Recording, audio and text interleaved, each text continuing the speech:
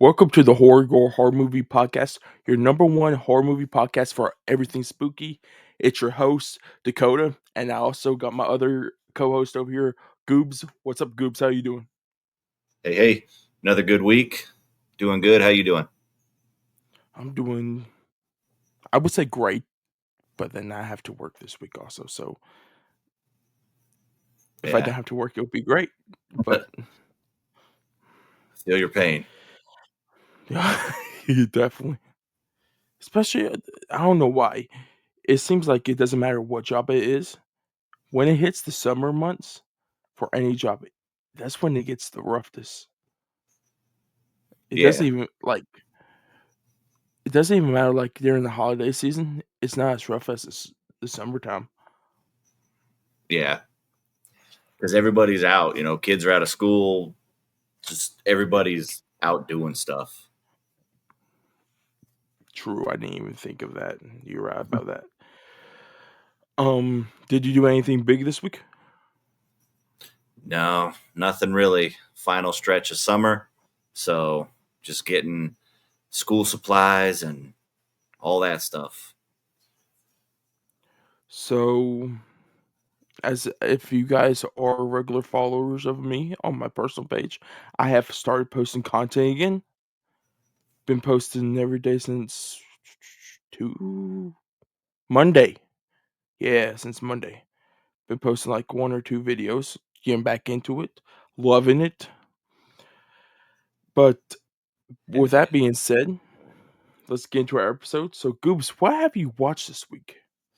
So I watched a few things. So first thing I watched was Sovereign. It's not a horror movie, more of a drama thriller, but it's got Nick Offerman and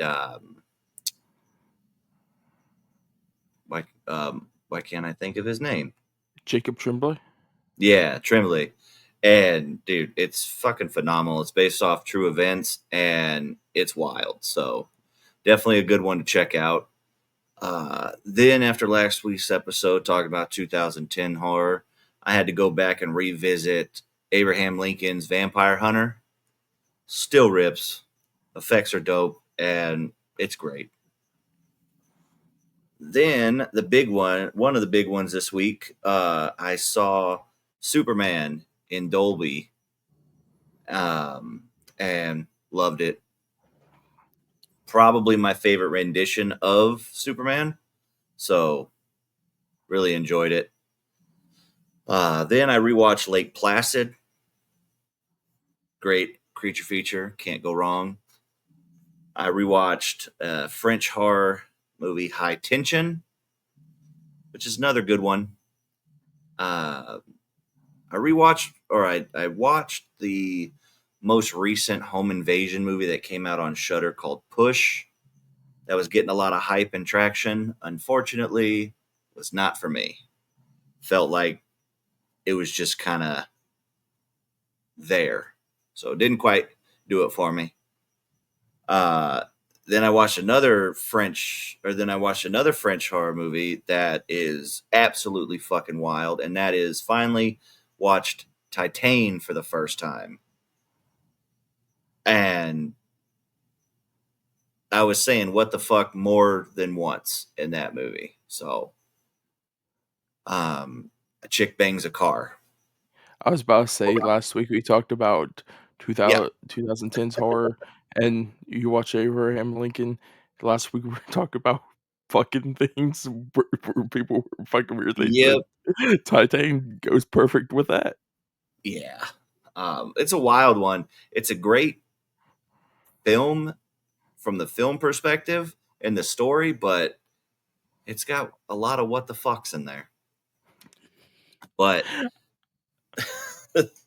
but my favorite watch and what I actually did do, which was fucking awesome, is I went to a early screener for an upcoming horror movie dropping August 15th with a Q&A with the writer, director, and star Joe Bagos, and that is Jimmy and Stiggs.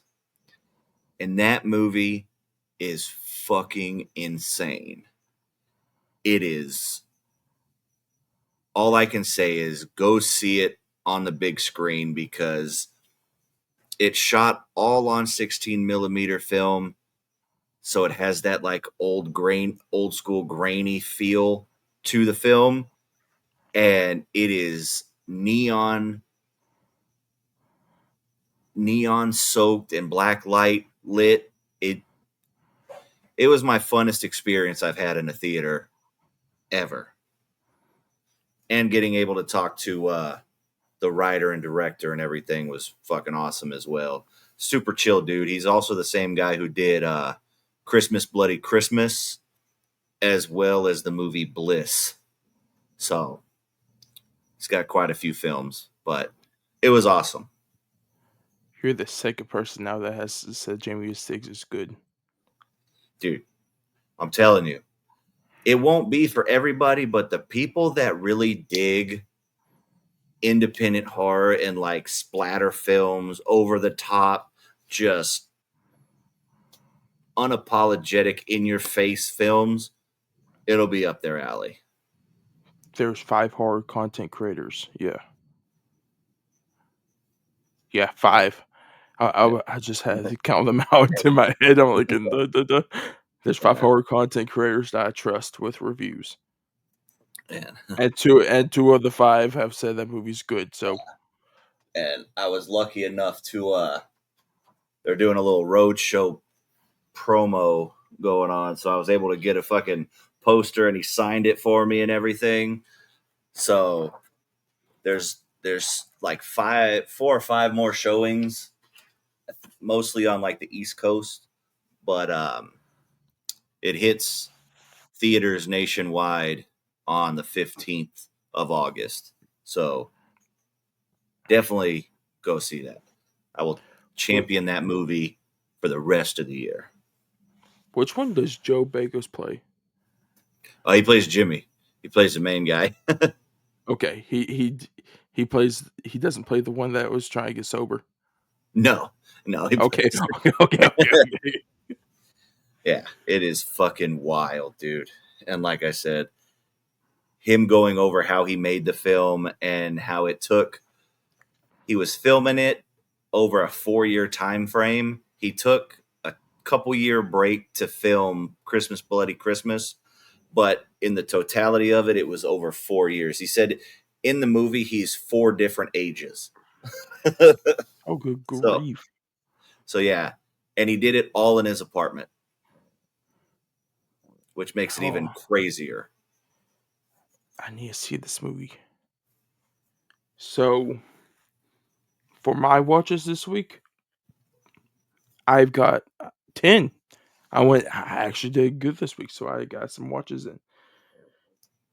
Sorry about that. So, first off, I watched Superman. Also, I saw an IMAX 3D. This movie's fucking rips. Like, it's so good. Fresh reboot of the DC universe. James Gunn, he's always good. Like, if you look at his filmography, um, what's the horror movie he done? Oh, Slither? Yeah, Slither's good. Guardians 1, 2. 2, two's a little bit, but I still enjoy it. But 1, 2, 3 is good. The Suicide Squad's good. I haven't seen his earlier work, but Superman, good. David Cornsweet, like, he's Superman. Nicholas Hoult, probably, I would not say best. No, maybe he is the best Lex Luthor. He's right in front of the dude Gene. from Smallville, I forgot. Rosenbaum. Oh, Michael Rosenbaum. Yeah, those two are my top 2 right there. Then, okay, spoiler alert for Superman. Millie Alcock showing up at the end of Supergirl has me Oh, excited I for Supergirl now, and they literally just dropped promotion for that movie the other day with a know. poster. I'm like, they are cooking right now. DC Yeah, is. Yep. Then then after that, I saw the newest Blumhouse movie. It dropped on Peacock, and that's Drop. I thought it was okay. Yeah. I'm gonna watch that this weekend. Then after Goobs' watch and me and him talking last week about the little connection we had, but we didn't fulfill on the connection of the watch, I finally watched The Ruins. Hell yeah. That movie's good. It goes a lot harder than I thought it did. Yeah, dude. There's some gnarly body horror in it. Oh no, to be honest with you, when the guy gets shot in the head at the beginning, I did Yeah. not expect that. I'm like, oh, well, that is violent. Yeah. A lot more violent than I thought. That dude is so. It's just what I thought because normally in like movies like that, dude would just see him shot and some blood spatter. No, this dude has some chunks blow off. Yeah. Then after that, I watched Jurassic World Rebirth. We'll be talking about that later. Then I Yeah. watched Jurassic Park 3. Then I watched Tahoe Joe 1 and 2 finally. And Dylan and Mike, if you guys are listening, these are great movies. Like, oh my goodness, like I love Bigfoot, I love found footage. You mix the two together and these are good. Like, I love both of these movies, but if I had to pick one, which was better, two, automatically. And I can't wait to see Tahoe Joe 3 in Yeah. October. October. October 1st, found TV, rent it, maybe Supported. buy it. Yes, support it. And it stars Colby and Ian also, so that's another reason to watch it also. Then after that, I went through the whole trilogy of Jurassic World. So I watched Jurassic World, Fallen Kingdom, and I watched Jurassic World for the first time. I rewatched Fallen Kingdom and Dominion. But that is it for the watches this week. So before we get into our main topic, let's talk about our movie news for this week. Yeah. So Goobs, I'll let you go first. All right. So looks like we have a new uh, Purge idea coming up. The Purge creator, James DeMonico, I think Yeah. uh, is how you pronounce it. But I think he was on a podcast or some sort of interview, but I know I saw the clip as well. He's talked about how he's got a script going. He's already sent it to Jason Blum. He wants to get a whole new Purge film out. So um, hopefully start shooting it into this year or beginning of next year. So new Purge coming out, looking like at least. The only one I've seen is the first one. But you know what gets me with a lot of these films, like the one we're going to talk about today for our main topic, but this also, you always got the one that says, "Oh yeah, this is the final chapter." Like the Forever Purge, they say, "Oh yeah, it's the final purge," and then now it's like, "Oh yeah, new Purge movie." It's like, Yeah. what's the point of like advertising like this is going to be the final chapter of your franchise when you just go put out another one in a couple of years? Right. No, I get that for sure. Takes the suspense away from it for sure. But I think this franchise is overhated. It's not the best by any means, but they're entertaining. They have good, I think the stories are good. A lot of different social commentaries throughout the films. So I like them. I think they're overhated. Yeah, I need to watch them. I know a lot of people like them. Like, oh yeah, I forgot Dad when he was in the hospital. He saw the Forever Purge. He likes the Forever Purge. I He like told them me all. this is Dad's reaction. I saw if you guys know, like I've owned movies, but I haven't seen them. And he's like, "Oh yeah, I watched the Forever Purge." I'm like, "Dad, I own that." He's like, "You own it?" No, no, I told him I haven't watched it yet. Oh, he's like, "Okay." Then I'm like, "I own it though." He's like, "You own it? Why the hell do you own it? And I haven't watched it yet." I'm like, "I don't know."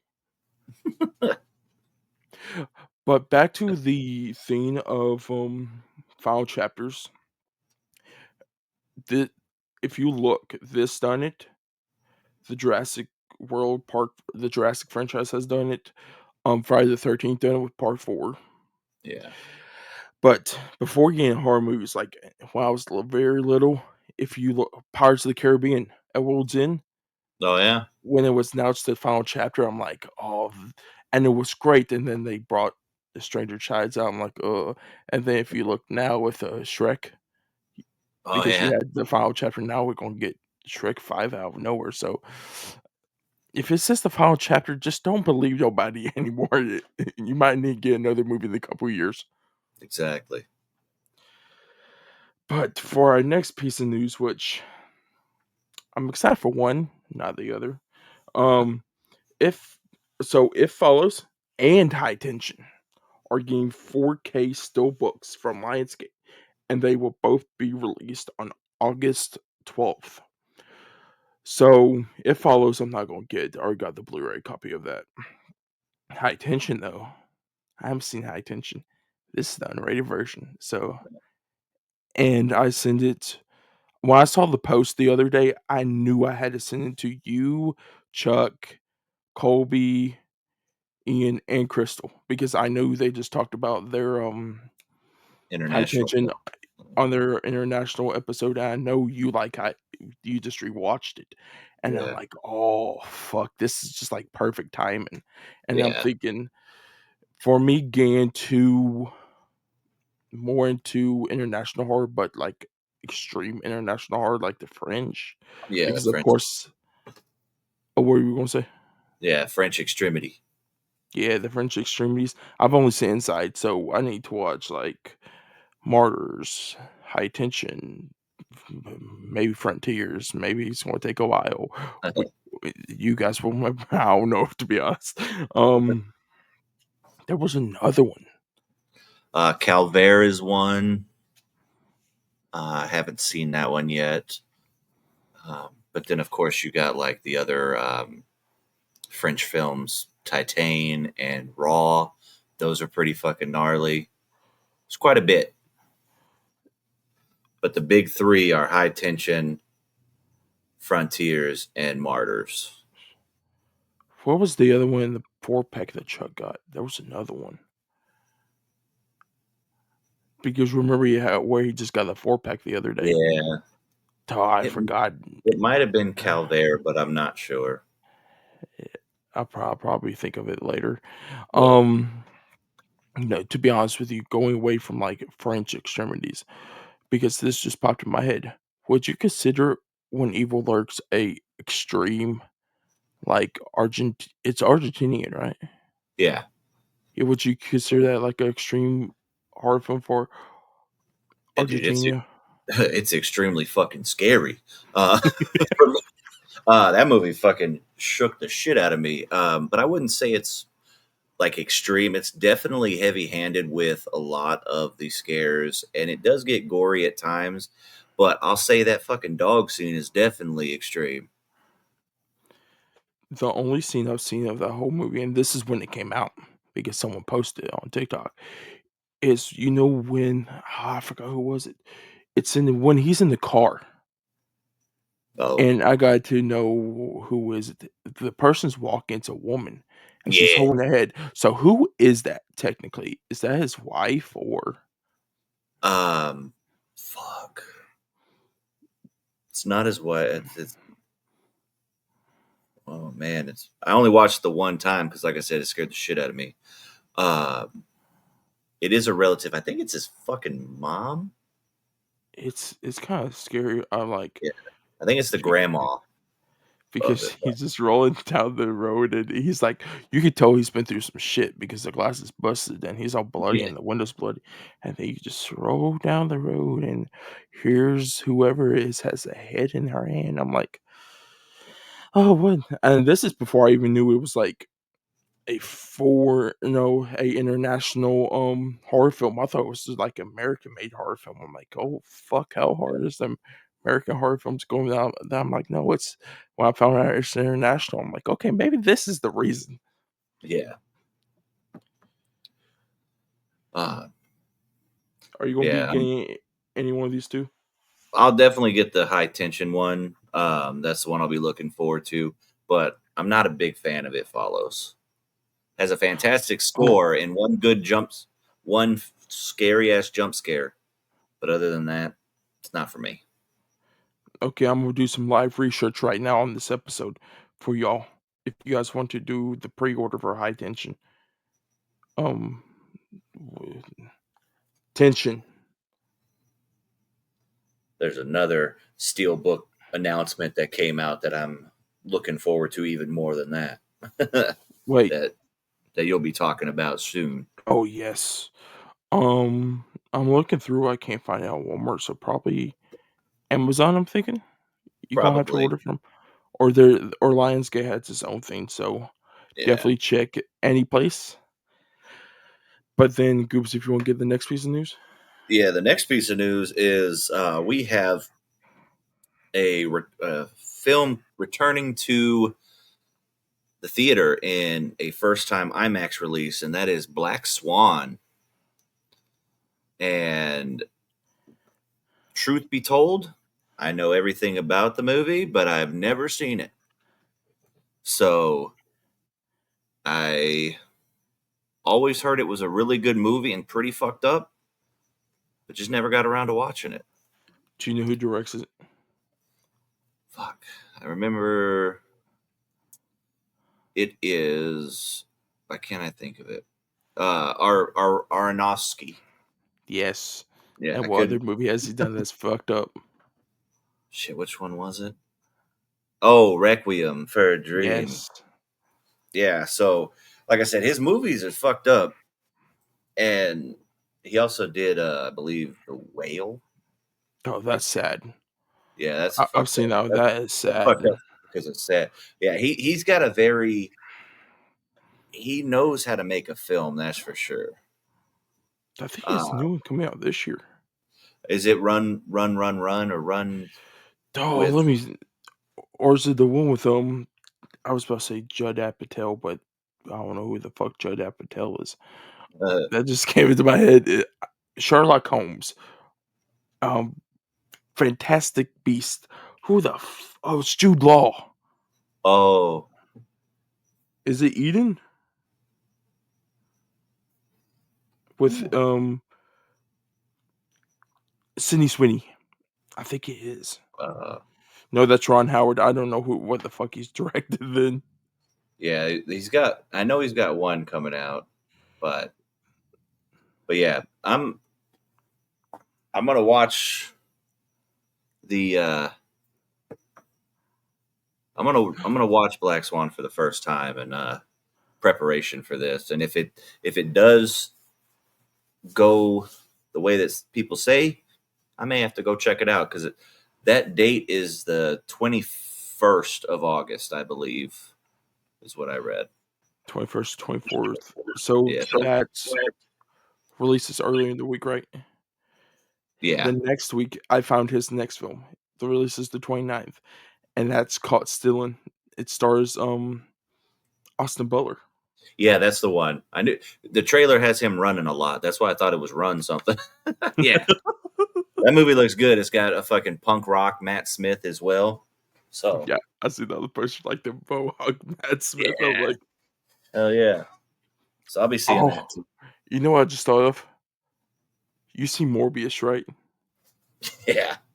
You know, think of Mohawk Matt Smith doing the part of that dance. That's in Morbius. Jesus. Side note: Matt Smith was the best part of Morbius, Yes. hands down. Are you no that movie? Wait, does Adriana Arjona play in that? I'm not sure. I think she does. Oh my god, I'm thinking the whole entire cast besides Jared Leto. Um, there's a lot. You got Michael Keaton. What the fuck were they doing? Sony, get your shit together. Um, oh, especially with the movie that comes out tomorrow. Um, but with that being said, our next piece of news: Clown in the Cornfield is getting a 4K steelbook release from RLJE, I think it is. and it Yeah. will be released on September 16th. And I already know I'm getting this. Oh yeah. It looks badass. It looks like it comes with stickers. Yeah, and it's already on the pre-order in Amazon. For how much? It is $39.99. Yeah, I don't care. I'm paying $40 for it. Yeah. Also, to double that news, Clown in a Cornfield actually will be showing up on Shudder and AMC Plus August 8th. Yeah, So which if you is missed it in theaters and you have Shudder, just got a couple more weeks to go. yes. I'm gonna be rewatching it again. Um, so if you want to get the next piece, Yeah, the next piece we got. So, as a huge Robert Eggers fan, I was excited to see this news. Aaron Taylor Johnson and Lily Rose Depp are in the works of coming back for Robert Eggers' new project, Werewolf. Of course, it's going to be another period piece because that's just what Robert Eggers does. And after rewatching Nosferatu, I came to appreciate Aaron Taylor Johnson's performance a little better than I did on upon first watch. Because I thought he kind of like tried to overact a lot, but after rewatching it and understanding his character a little bit more, driven by lust and just a different sense um, of trying to live up to his expectations of his dad, him taking over the port yard, all that stuff. Side note, sorry, but I came to appreciate him a lot more. And then Lily Rose Depp was fucking phenomenal in Nosferatu. Shame she didn't get a nomination, but so I'm super pumped for this news. If you couldn't tell, so I know a lot of people didn't like Aaron Taylor Johnson's performance in Nosferatu. I liked it, and this is why. The same performance he does, or energy he gives off in that performance, is the same energy he gives off in 28 Years Later. So I knew after I seen 28 Years Later that that performance was good, and I like this. I like he's coming back. Lily Rose Depp is good. Um, if there's a werewolf movie, like, is Aaron Taylor Johnson gonna return to a werewolf, or can we get Skarsgård as a werewolf? Because are we gonna see Skarsgård's dick again? as a but before we go into our next piece of news, talking about Eggers and his upcoming movies, a reoccurring actor is in talks to play in both of his movies that he's making right now, Yeah, and that is William Dafoe. William He Dafoe. is talks to probably play Scrooge in Eggers' I think he is. I think he is for sure playing him. reimagining of Christmas Carol, and he's in talks to play in this also. Yeah, Which, if that is the case, because he's played in The Lighthouse, The Northman, and Nosferatu. So if he does those two, that's 5 movies now with Eggers. yeah. Sign me up. Yes. I've actually been counting down the days just for this movie to come out. There's like the movies I'm like counting down the days. I'm like, please hurry up for this, this, and this. Yeah. Um so for our next piece of news, um first of all, I'm gonna ask you a question. Is Deadstream the movie that everyone hates, or is that the dash cam? Dash cam. Dash Oh, cam. That fucking bitch. Sorry. That main character is so irritating in Dash Cam. No, Deadstream is it's a Shutter original from like 2022, I think. And like a shunned YouTuber is trying to build his uh persona back up. So he goes into this fucking haunted house, one of the hauntest house, to kind of prove that whatever, just trying to reimagine himself. And it's funny. It's got some scares, but it's more on the comedic side. All I see the images is when the creature's picking his nose. Yeah, it's fire, dude. It's a great one. I'm like, I don't know if this is a horror movie or if it's funny. He's like sleeping there, and it's just like tickle, tickle. um. Okay, so back to that. The Deathstream directors Joseph and Vanessa Winter are directing a new like version of Medieval Horror, but I think they said kind of like a radical take on it. So it's not gonna be your normal generic like your '70s one, then your remake with Ryan Reynolds back in the 2000s. It's not gonna be like that. Uh, there's so many different renditions of the Amityville horror and that house and everything. So it'll be interesting. I'm wondering if they're gonna have the comedic tone of their other movie or if they're gonna go serious about it. But I guess we'll see. To be honest, anything that's slapped with Amityville, I'm like, because you got the Amityville shark and you got Amityville ghost. I'm like, are these connected to the house, or do they just slap the name on it just to be like get people to Oh yeah, watch they it? just slapped the name on it because I watched a fucking Thanksgiving movie last year called Amity. It's like Amityville Turkey or Amityville Thanksgiving or some shit. It was terrible. I love the Amityville turkey.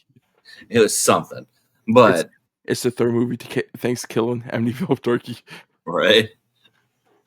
Oh shit. But this next piece of news got me excited because there was kind of talks about this one being delayed and whatnot. But Welcome to Derry will actually be airing in October. There's no official release date yet, but it has been for sure that it is October. I love Which the poster.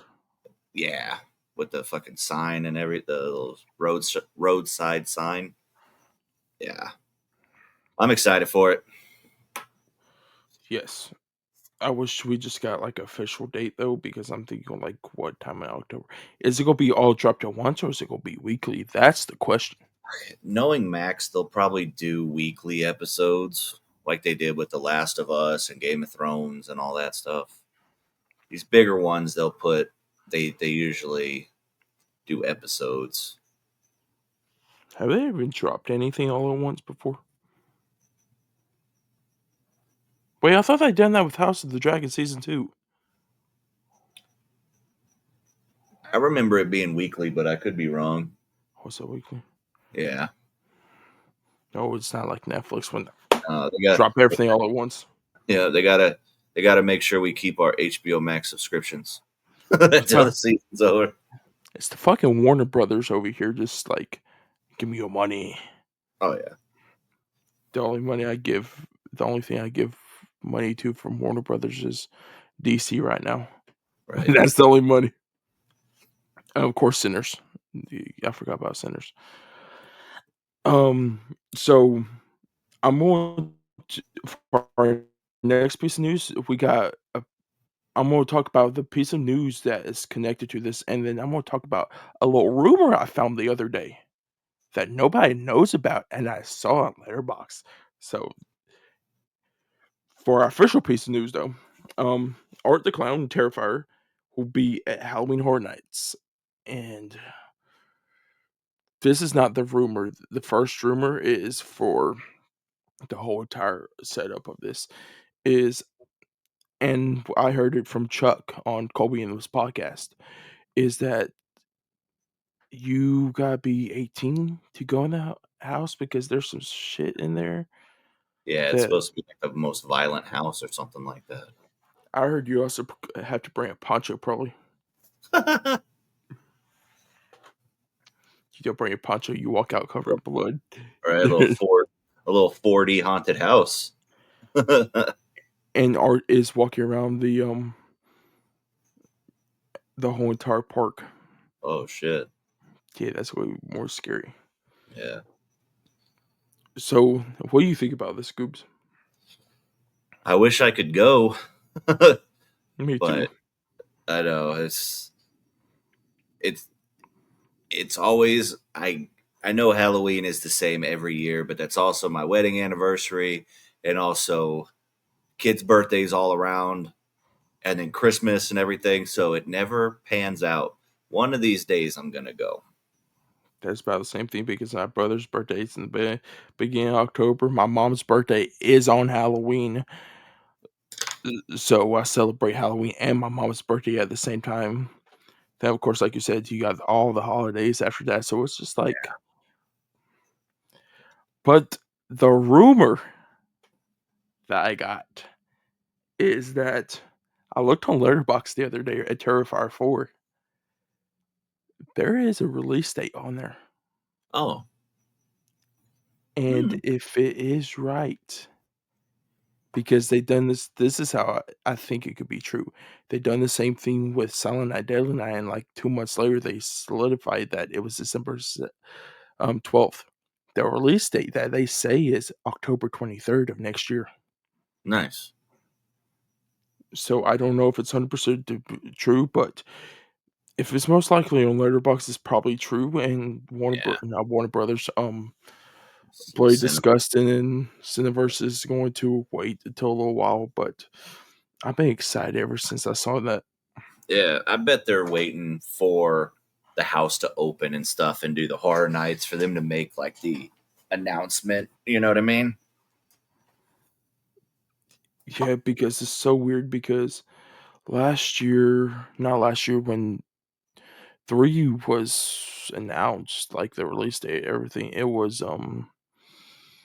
they the year before in October, remember they showed Terrifier 2 and they had that little poster Yeah. of Yeah. art like holding the axe with like Santa's beard or face Yeah. hanging from him like a necklace. It's so weird because have you ever heard Damien's story about that? I don't think so. So it was Cineverse. So Cineverse are bloody disgusting. Came up to him and they're like, well, let's get like promotion started for 3. And they're like, we got the movie. We can re-release the second part, and we can attach the trailer at the end with a poster. And they got the poster all together. Like they're like, okay, but they told Damon we need a trailer. Damon's like, I haven't shot a movie yet. He's like, I don't even know what the movie's gonna be. So you know how like Roger Corman then used to do like the like the really quick like teaser trailers that they would shoot before they even started shooting the movie. Yeah.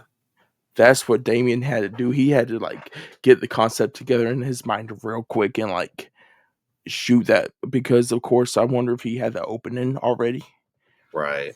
and he kind of took it away from the opening and that's what we got. Nice. Because I was watching the movie, I'm like, where the fuck is the teaser trailer footage? Then after I saw the interview, I'm like, okay, but I kind of like what we got at first.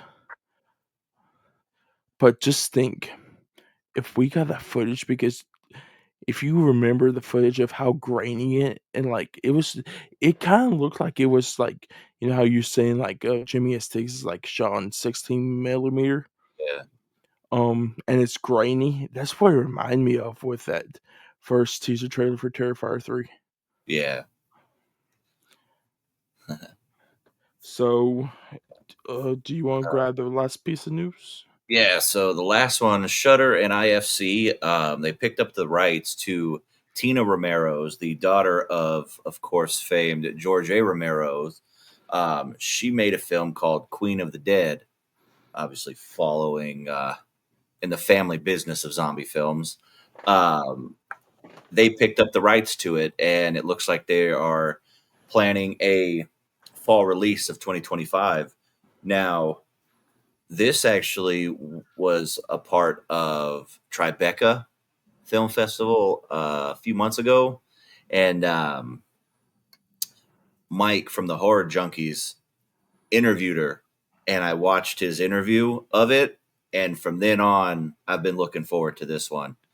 So it's big news, and I'm excited for it. I'm Shout out, Mike. 100%. Yes, definitely shy. Oh, Mike, I'm not 100% sure yet if Colby or Ian or Chuck and them are listening to this, let me know if it's true. But there was a rumor that this was being shown at Fantasia. Oh, that'd be pretty cool. Yeah, I know. Like I said, it was Tribeca, and I'm sure it's in others. But I'm glad it got picked up, and with it being Shutter and getting a theatrical release is great as well. We need Yeah, more independent films in theaters. to be honest, yes, shout out to Mike because I did not know about this movie until his video. I was Yeah, going I think I was coming back from seeing yes, it was coming back from, seeing dad at the hospital when he would went for all his, toe stuff, yeah, and, I seen his review where he was at the Tribeca Film Festival. I'm like, "Okay, Queen of the Dead f poster reminds me a lot of Dawn of the Dead," so I'm like, yeah, already was hooked, and he's like, "Tina Romero." I'm like, "Tina Romero?" I'm like, "Is this really the daughter of George A. Romero?" And he said, like, right there, I'm like, "Okay, I'm all on board," yep, because it looks like and this is her first I don't know if it's first film, but definitely first zombie film, so it's going to that whole entire yeah, thing. I bet you, like, what her dad is yeah, what her yeah, dad done. yeah. And I think it is her directorial debut, if I'm not mistaken. Um, as far as featured, I believe. But either way, this is hers. She's directing it. It has a lot of what it has a lot of queer representation, and it just looks like it's going to be fucking fun as shit. If you The guys are the oh, you premise go. I was gonna say the premise is drag queens uh, and club kids battle zombie craving brains during a zombie outbreak at their drag show in Brooklyn, putting personal conflicts aside to utilize their distinct abilities against the undead threats. And if we know anything about George A. Romero and his zombie films, he always throws social commentary in there and has that sort of representation in there. So of course his daughter's going to do that. So I'm stoked. Do you know what Dawn of the Dead is? Huh? You know how they say you said there's always thrown, what did you say she, Oh, ju the social commentary. do you know what Dawn of the Dead's social commentary is? Well, I know there was quite a few. Like there was a lot of social commentary of consumerism, also just blatant civil rights, uh, and probably a bunch of other things. But I know consumerism. Uh, there was also a lot of government social commentary of control, and then of course the uh, civil rights aspect of it. I didn't know about any of those others, but I knew the main one was consumerism, especially where they're in the mall. Yeah, yeah. He And it he throws a lot of subtleties in there. For sure. Sorry. you're good? Um, sorry about that for interrupting you throughout this. Um, so if you guys are wondering who stars in this, I know one of the main people who star in this is Katie O'Brien. Um, if you wonder what she plays on, um, I got you right now. Rose Glasses, Love Lies Beaten. She plays opposite of Kristen Stewart. Yeah. So I'm excited for this. I've seen. Did you see the pictures they posted on Bloody Disgusting? No, It I looks didn't. good. Yeah, I've seen the poster, and like I said, it's all glammed up, and it looks fucking great. So I'm down. I will be there. Yes, if my theater gets it, I'll be there. But that is it for movie news this week. So let's get into our main topic. So today we are talking about the seventh I'm thinking how many movies is there in this franchise? Right. Seventh installment of the Jurassic franchise with Jurassic World Rebirth. This movie is directed by Gareth Edwards Yeah. and stars Scarlett Johansson, Jonathan Bailey, Rupert Friend, and Mahershala Ali. Yeah. So, Goobs, I know you're a big fan of this franchise, especially Jurassic Park. So I'll let you go first with your spoiler-free review. So this movie is I first spoiler alert, I loved it. I was one of those that really enjoyed this movie. I felt like it brought a sense of wonder and sense of imagination and the thrill of dinosaurs again. Excuse me, because there's parts in the movie that kind of give you this sense of, I'm not saying it's as good or anything like that to the first one, but it brings us closer to the first one in the feel that it gave me. There's a lot of great callbacks to the original, which I loved. But the main thing was that it was everything that it needed to be, in my opinion. It was fun. It had great dinosaurs, great action sequences, and it was as close to the original, in my opinion, that we've gotten from the Jurassic World franchise. Um, and Mahershala Ali stole the show. Anytime he was on camera was fantastic. But I love this, and yeah, that's my as spoiler free as we're going to get right now. To be honest with you, Marvel should be looking at this right now because if you look, like people say he was good in Moonlight, he was good in Green Book, and now he's good in Jurassic World Rebirth. Yeah. Marvel's fucking up right now. They literally got Blade right in front of them, and they won't let him do it at all. Yeah. Yeah. Ugh. Yeah, you know how I feel. Yeah, they had it, man. He's still waiting for it, and they're just like they're playing with their toes over here. Give it to Coogler. Just give it to Coogler after Sinners. That's all I'm gonna Right? say. So, for my spoiler-free review of Jurassic World Rebirth, I like this movie. I don't love it. I like it. There's a lot. When I look at this movie, I love the original movie. I love Jurassic Park. And there's a lot of similarities in this one because I watched the whole World trilogy before this or after this and thinking back on it. There's a lot of takeaways from the first movie in this, but if you look in the movie, there's things that are wrong with this movie is everything that they done wrong in those other movies. And I could feel that I'm gonna say this also. I don't know if you felt it, Goops. This felt like a big advertisement for brands in this whole entire movie. Yeah, there were quite a bit of brand. What do they call it? There's a lot of product placement for sure. Definitely. To be honest, out of this whole, I looked besides Dominion, the first two Jurassic World movies. There's a lot of product placement, so I'm thinking they might they might still have product placement in this franchise. Yeah, Scarlett Johansson, good as always. Mahershala Ali, like I'm watching this dude right now. This is I think my first movie with him I've seen. Like I heard, like I said before, he does great performances.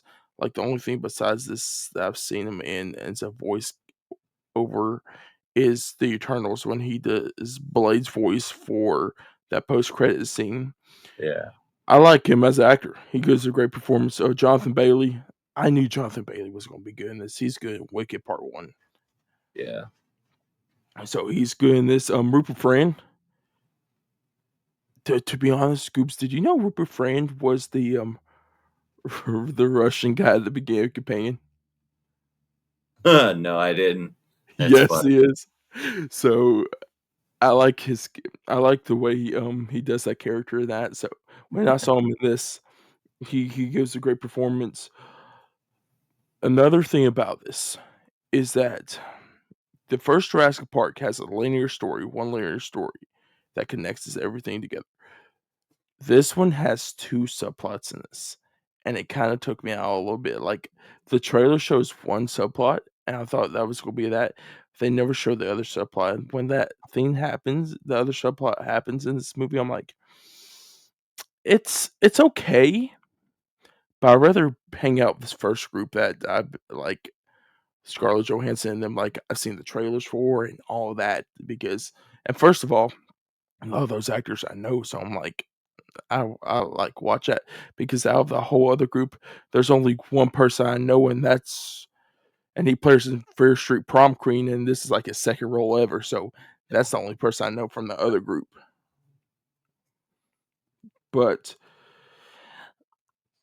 another problem I have with this, which I'm saying a lot of negatives, but I do like this movie. Um, every movie in the Jurassic franchise except one I was thinking of does practical stuff with the dinosaurs. This is the first movie in the whole entire franchise besides the other one I'm going to be talking about later. I'm gonna try to see if there's any where you have watched them before. This is the only one with full CGI dinosaurs. There's nothing practical in this. Yeah. But besides that, I like what they're doing. If they can fix those things in these other 2 movies, if they do a trilogy, this will be a good trilogy. But that is it for my spoiler-free review. So if you guys haven't seen Jurassic World Rebirth yet, go out to the theater, go see it with your family. Like when I went to go see it, it was Monday at 12 o'clock, and there was a pretty good bit of people in my theater. Yeah. Yeah. I saw it Thursday at 10:15 at night, and the theater was packed. Saw it opening Thursday at 10:15 p.m. and it was packed. Because normally when I've been going to movies like earlier, I hadn't been going because there's been nobody. I'm like, okay, 12:15. There's not gonna be anybody. When I bought my ticket, like pop up the map to like choose my seat, I'm like, holy shit, this movie theater is pretty full. I'm thinking, Yeah. Yeah. The oh, but we getting into spoilers. yeah, we're going to get right into it. All I'm gonna talk about product placement first, right. and we're Wait, gonna start with the beginning. real quick before I forget. There is a smidgen of practical effects with the dinosaurs, and we will die. I will die for Dolores, Is the little Dolores dinosaur. practical? Yeah, parts of it are practical, and some parts are CGI, but she does have a practical element to Okay, it. okay. I'm sorry, Dolores is good, but this is a nitpick for me. Dolores remind me of the relationship with Blue so much. Yeah, I could see that. I could see that they had that connection, and it kind of followed the little girl um, throughout. Does Kind of the. she? Does she keep Dolores? I think she had it in her backpack after they got on the boat at the end. I think so. I mean, I would. I'd keep it, It was, but technically, I think Dolores saved her. oh yeah, I've for seen the sure. movie. I'm like that dinosaur's gonna save that little girl one way or another. Yeah, but no, go ahead with your the product placement because it started right at the very beginning. One of my favorite candy bars of all fucking time. Started the whole damn Oh my thing god. like a I Snickers wrapper. I'm kind of going to rant a little bit. You're in a dino facility and you're in a hazmat suit. Why the fuck are you in a Snickers bar? Yeah, couldn't wait till break. I mean, come on, Oh, what's that slogan? Um, you better when hungry, you're why hungry. wait? Yeah, hungry, why wait? Grab a Snickers or something like that. Wait, oh, I forgot the slogan. Might be that, or is it? No, it's better when you're no. You're I not you when forgot. you're Yeah. hungry. Yes, it's that You're not. one. He, Yeah, dude, and he like I want to know is there trash cans around the facility because you could had a trash can. right. So that part definitely is a little obscure and absurd a little bit. However, I felt like the beginning of the film was was was what everybody kind of wanted. They wanted that horror element to it. Like when they get in it and they see when you see the fucking mutant dinosaur, the D-Rex or whatever the fuck it was called, coming through the fucking red light with the smoke and everything, it was absolutely terrifying. And I was like, okay, we're gonna get some brutality in this, and we got some. Um, but it kind of gave you that level of fear, like what are they doing with these dinosaurs? You know what I mean? And that's what I liked about the opening scene. Snickers bar or Snickers wrapper definitely kind of lightened it up a little bit at the beginning, but once that dinosaur came through, I was like, oh shit. The dude who got killed, is that the dude with the Snickers wrapper? Yeah, he's the one. To be honest, that's a little bit karma right there. You should never brought the Snickers wrapper into Oh, for sure. the facility, or you go. Yeah. Do Do you think if they didn't show the D-Rex in the trailer, it would been the like reaction people would have to see it for the first time would be different? I think there would have been a little bit. I think it would have hit a little bit better for some, but also I think when they were talking like in the trailer, they're saying, a mutant. They were pretty much talking about they have to go to the island, to get the whatever team of mercenaries, and you got to at least show something new. Just like when they did Jurassic World with the Indominus Rex, they teased that. They didn't show it in the trailer, from what I remember, but then when they actually showed it in the original Jurassic World, it was like, oh shit, this dinosaur is terrifying. You know what I mean? But I think they just wanted to give a little bit of something. What do you think the D-Rex is made of? I know it's T-Rex, but what's the other thing? It the front part that kind of gave me with the smooth head, it reminded me kind of like one of those uh dinosaurs that does the headbutt. I was thinking that from Fallen Kingdom when the Yeah, head butts the the door. headbutt. And then it had, It looked like an orca whale though. yeah, it did. The designs the designs weren't the best, but if you think about it, when you think of like gene splicing and doing these mutated things, they're never going to look pretty. They're always going to look somewhat fucked up because I mean, you're splicing doing all this stuff. So, I I dug it. There's a few other ones that I liked more, which we'll talk about, I'm sure, later toward the end of the movie. And there's a specific scene that I want to talk about. But I thought the design was cool. I mean, it was jarring because it's like the fuck is that thing? It was huge. It was even bigger than the T Rex. You know what I Yeah. mean? Oh, So, oh, you got anything else? oh, it's about the T Rex that's in the movie or a little bit later on in the movie. I got something about that too, but So, I'm gonna rush a little bit through the beginning because it's just like any of your yeah. Jurassic movie. Person comes to person, which Rupert Friend's character comes to Scarlett Johansson. She's at first I thought during the trailer she was like kind of like how Ellie was in or like Claire, like how they are involved with like the Oh yeah. dinosaurs and everything, like the scientist. And no, she's like kind of like oh, where was it be like a mercenary or something? Yeah, she's just like a straight up special ops mercenary for hire. And I love how she finds Super Friend and then she doesn't want to do it, and then he offers her the money. Yeah. And I think, and you can. And how this happens is that the way the Earth is going, dinosaurs can't live on Earth anymore unless they get right near the equator because there's some type of something. I don't know. They never go into it though, really. Why the dinosaurs can't live near the equator?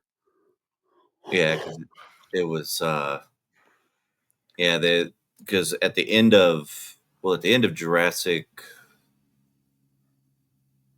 was it Jurassic? No, it was Fallen Kingdom, where they said, dinosaurs pretty much have to live with man, and that sort of thing. And then going into Dominion, this one, it was, you were kind of, and the reason why I say it brought back a lot of the imagination and the wonder of dinosaurs, because everybody was just kind of like, at the beginning of the movie, it's like, oh, they're just dinosaurs. Nobody comes to the museum. Nobody cares about them.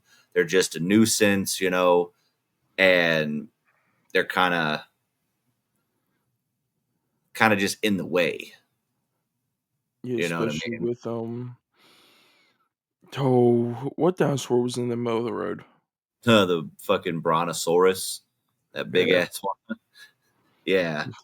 You just Uh, sit there. I'm thinking, what about if you like driving down the road, you just see that in the middle of the road? You're like, oh, hey Jeff, how you doing? yeah. The traffic situation would be a lot worse for sure. I was supposed to say traffic's already bad. Just put a dinosaur in the middle of the road. You might not even go anywhere. You just won't have to walk. Be like It's New York City all the time. Yeah. But go ahead. No, no, you can go. I was gonna say, but as far as like Scarlett Johansson's character, with her being that mercenary and then accepting the job, I thought the beginning part of it was a little bit slow, but it's just building up to who these people are and what their motivations are. Because when you, obviously, Scarlett Johansson is money, and that's her motivation. Same with fucking the other guy, Rupert Friend's character. He's in charge of this pharmaceutical team that they need to go and get this fucking stuff from the dinosaurs to make a medicine and cure all this stuff. So he is fueled by money as well, money and all that from that. And same thing with them. But when you meet the doctor, I can't remember his name. I can't remember his name. Henry. It's Yeah, Henry something. yeah. When they finally go and they meet him, because they need somebody that actually knows something about dinosaurs, that's when I was like, okay, this is where the love of dinosaurs actually comes back. The wanting to appreciate the dinosaurs rather than them just being there. Because he runs this museum that's about to get underfunded and go down because nobody comes and sees it anymore because nobody cares about dinosaurs. So I liked the buildup of the characters, seeing what motivates them, what they actually want from this mission, and but it is slow. I will give it that. Henry. So Henry kind of reminds me of like a watered down Alan Grant. 100%. To I be honest, if 100% you agree. took the best character from that movie, I think it'll be Henry. Yeah. I like Scarlett Johansson's character, but if you want to fill in of Jurassic Park and the original, like the whole entire franchise, Jonathan Bailey's character of Henry is perfect. Yeah. 100%. But with that, after she gets the offer and she talks about the money with Rupert Friend's character, they go talk to Bailey's character about that at the exhibition, and he doesn't even know he's going to be on the exhibition. He thinks he's surveying, like being an observationist Yeah. from the area. He didn't think that they're going with him, so he goes with them. The goal is to get 3 DNA samples from a dinosaur on land, one that's in air, and then one that's in water. So they go out, they get the crew. It's this crew that Scarlett Johansson gets. So it Yeah. involves Mahershala Ali as the boat driver, and 2 other ones, I forgot their names, but, for Mahershala Ali's character, I love this scene. Yeah. He's like, "Oh, I can't do it now," and Rupert Friend's character's like, "We drove all the way out here, or flew all the way out here, and you can't do this," Yeah. and they do it, and he look over at Scarlett Johansson, he's like, "You've really done this on purpose so you can get more money." She's like, "I gotta do what I gotta do." Yeah. But the most funniest thing is when the next guy comes up, Yeah. and he's like, "Well, I can't do this because we don't have the number." She's like, "It's okay, we got it." He's like, "Oh, okay, let's do this then." Yeah. They already fucking did. Fucking Bobby. Oh, was Yeah. that, Mahershala Ali's character? No, Duncan Yeah. said, yeah, Duncan was is Mahershala Ali. He's first said, yeah, I can't do it. They got the extra money, and then Bobby is the fucking gung ho guy that comes up and tries to start the process again, and they're like, dude, we already did it. He's like, oh, okay, then let's go. I would do it for even more money. Yeah, I'll be like, have like a texture, but like, let's do this. Let's add an extra 3 O's to what we just got. But they go out on the boat. Of course, they're at first they're trying to find the one. Are they trying to get on? Trying to find the one in the water first, or are they yeah. trying to get to the island? Well, they're trying to find the Mosasaurus in the water, and they have it tracked.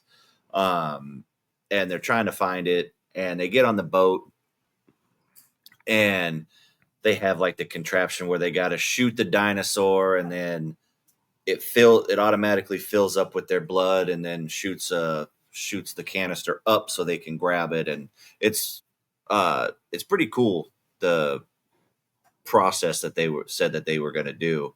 But they're trying to find this Mosasaurus, and the action scenes on the boat were some of my favorite action scenes in this film. Right when they get on the boat, that's when shit starts going, and you Because learn a little bit more backstory on these characters. Duncan is dealing with some grief. Same with Scarlett Johansson. You know, she's dealing with some grief because of a partner she lost in a previous mission. Duncan has a kid or had a kid, and you know, you get a lot more depth within these characters that come back to relevancy toward the end of the movie, which I found was pretty good.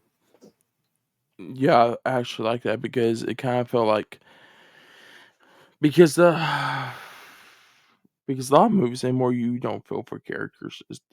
It doesn't like build onto a character. This one does. Was a backstory, and you could tell the chemistry works Yeah, like between these actors also.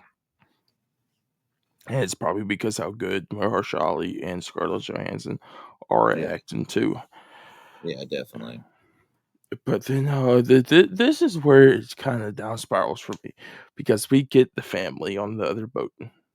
Yeah, and I get why it can like kind of take you out of the original adventure, but if you think about it, each Jurassic Park and Jurassic World involved some sort of civilian and kid. You know what I mean? Jurassic Park, you have Tim and his sister. In Jurassic Park Lost World, you have Jeff Goldblum's daughter. Jurassic Park 3, obviously, the kid is stranded on the island by himself. Then Jurassic World, you have the two brothers. Then Jurassic World Fallen Kingdom, you have the little fucking clone girl. Dominion, same thing, clone girl. Um, and I think there's somebody else too. I can't fucking remember off the No, top of my head. it's just Maisie. Yeah, just amazing. And then this one, so there's always some sort of potential innocent casualty that is within these movies. So it didn't fully take me out of it, but I can see why it did for you, because it wasn't necessarily not told to you, but it wasn't shown that there was going to be. It marketed it this way: mercenaries go on Dinosaur Island and blah blah blah.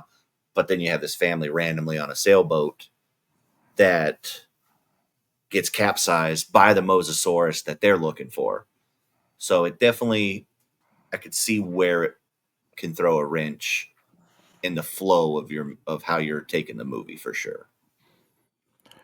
But with that whole entire thing, I like the action between all of that with like the dinosaurs go after the boats and everything. Of course, they sent out radio like Help Beacon and Scarlett Johansson's character in them decide that they want to go to help that family. Yeah. And of course your friend's like, no, we gotta get on the island, we gotta do this, we gotta do this, this, and this. And they even start getting samples of the Mosasaurus yet. So he's already kind of ticked because of that.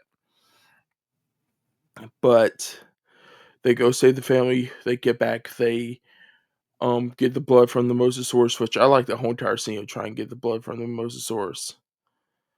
Yeah. Yeah, that's a great action scene. And also, I loved the evolution that they put with the Spinosaurus. The Spinosaurus is helping the Mosasaurus, not helping, but kind of helping the Mosasaurus with the hunting part of it. And like, it was just such a cool scene when they're trying to get it, and she's on the little front part of the boat, and they're smart enough to see, and they knock her over, and she falls over, but hanging on by the thing. It was such a cool scene. It, or were you going to say something? And I was gonna say, and with that, they always have to have one fucking jack off that just wants to go and shoot up dinosaurs in these movies. And I was so happy when he got his shit by that Spinosaur dude. Fucking got his ass right off the. I liked it. I was like, hell yeah, good for the dinosaurs on that one. Yeah, he's just saying right up. But is this when group of friends? Oh yeah, because this is when the oldest daughter's trying to get help, Yeah, and she goes because for the phone.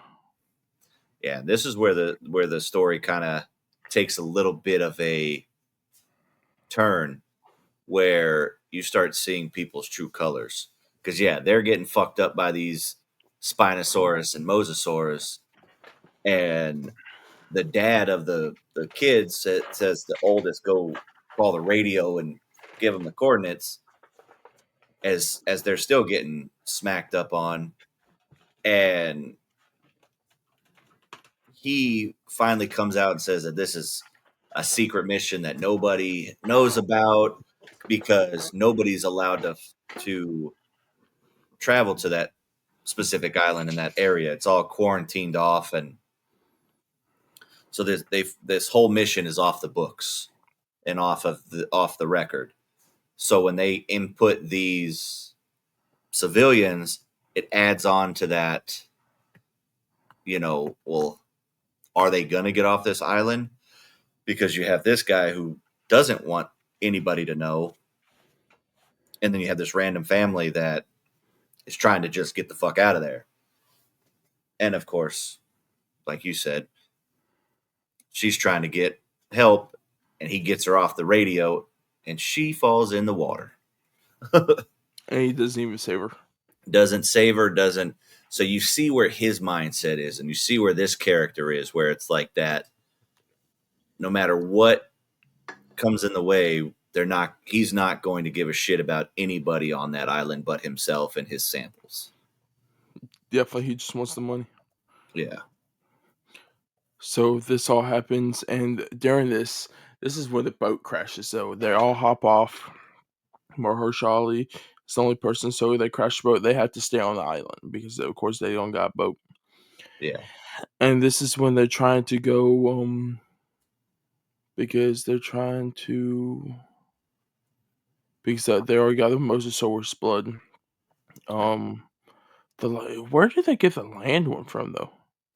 Those were the Titansaurus, or the Titanosaurus, that big ass one with the tail.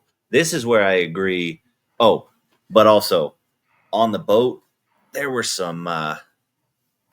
So when they finally, so that girl falls off the edge, the boyfriend of the group jumps in right after, goes in. So then the little sister and the dad jump in as well. So then they're all on their own, and the main group is still on the boat, trying to I get feel that away was the from. most stupidest idea.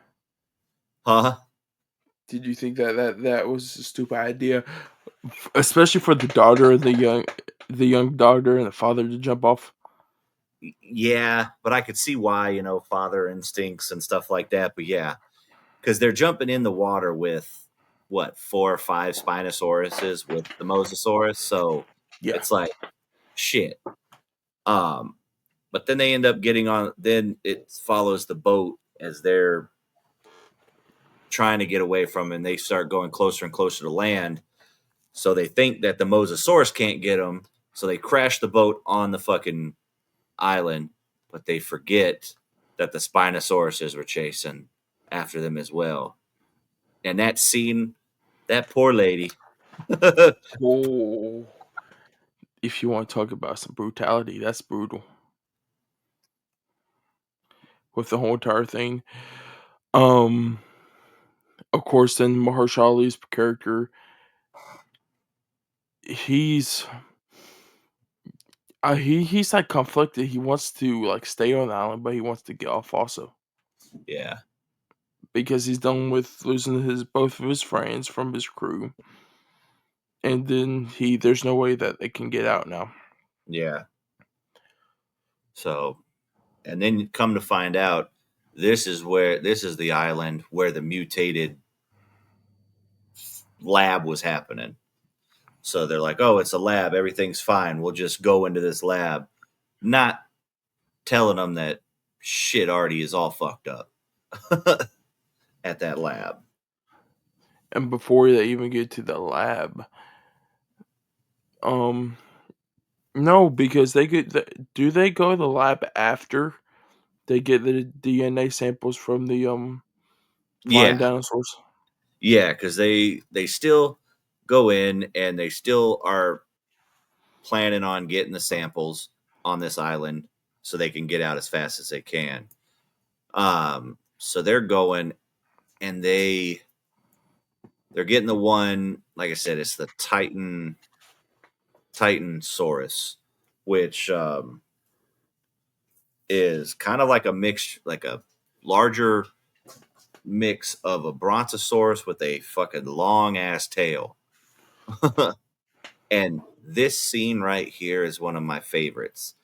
The CGI is a little wonky in this particular section with these dinosaurs. I totally understand.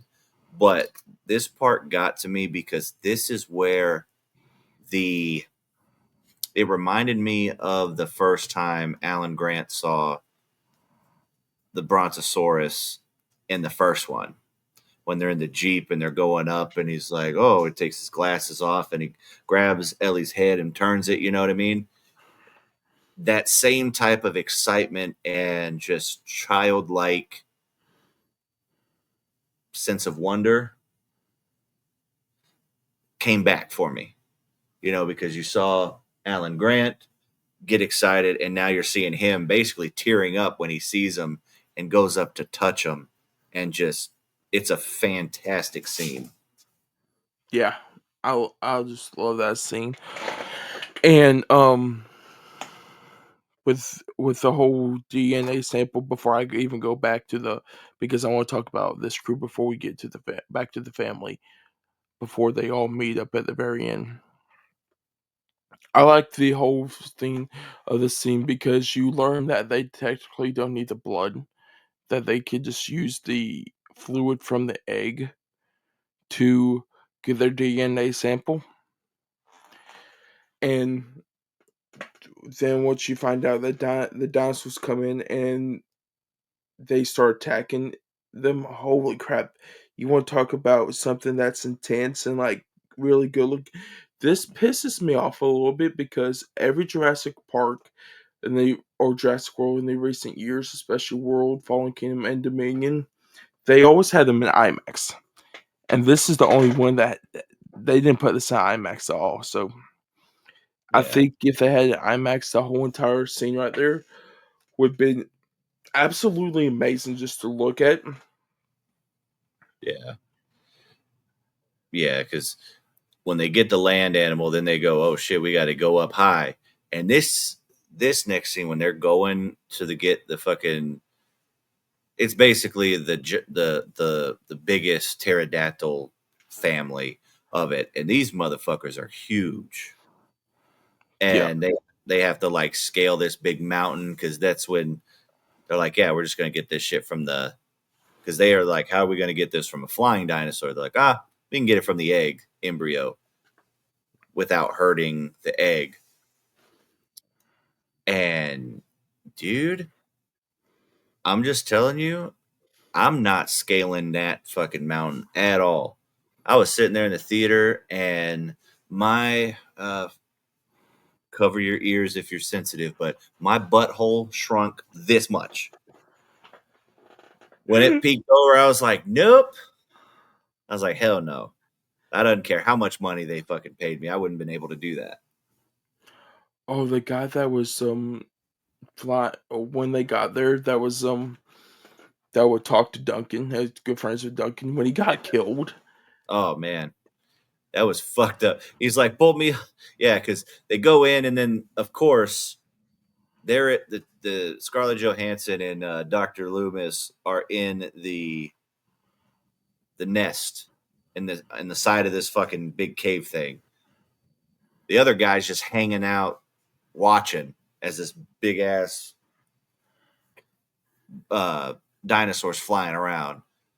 Well, he noticed that they're getting the fucking egg, so he goes to stop them, and the guy screams from the outside, so he starts going after him, and he's trying to climb up, getting pulled up from Duncan and them as it's climbing up, and it's the scariest, like most intense thing ever. And you're wondering the whole time, is he gonna make it? Is he gonna make it? And then right as it pans back up to the top of the fucking mountain, he's in the fucking dinosaur's mouth getting eaten. And it's just not a good way to go. No, definitely not. But that's about it with this whole entire group.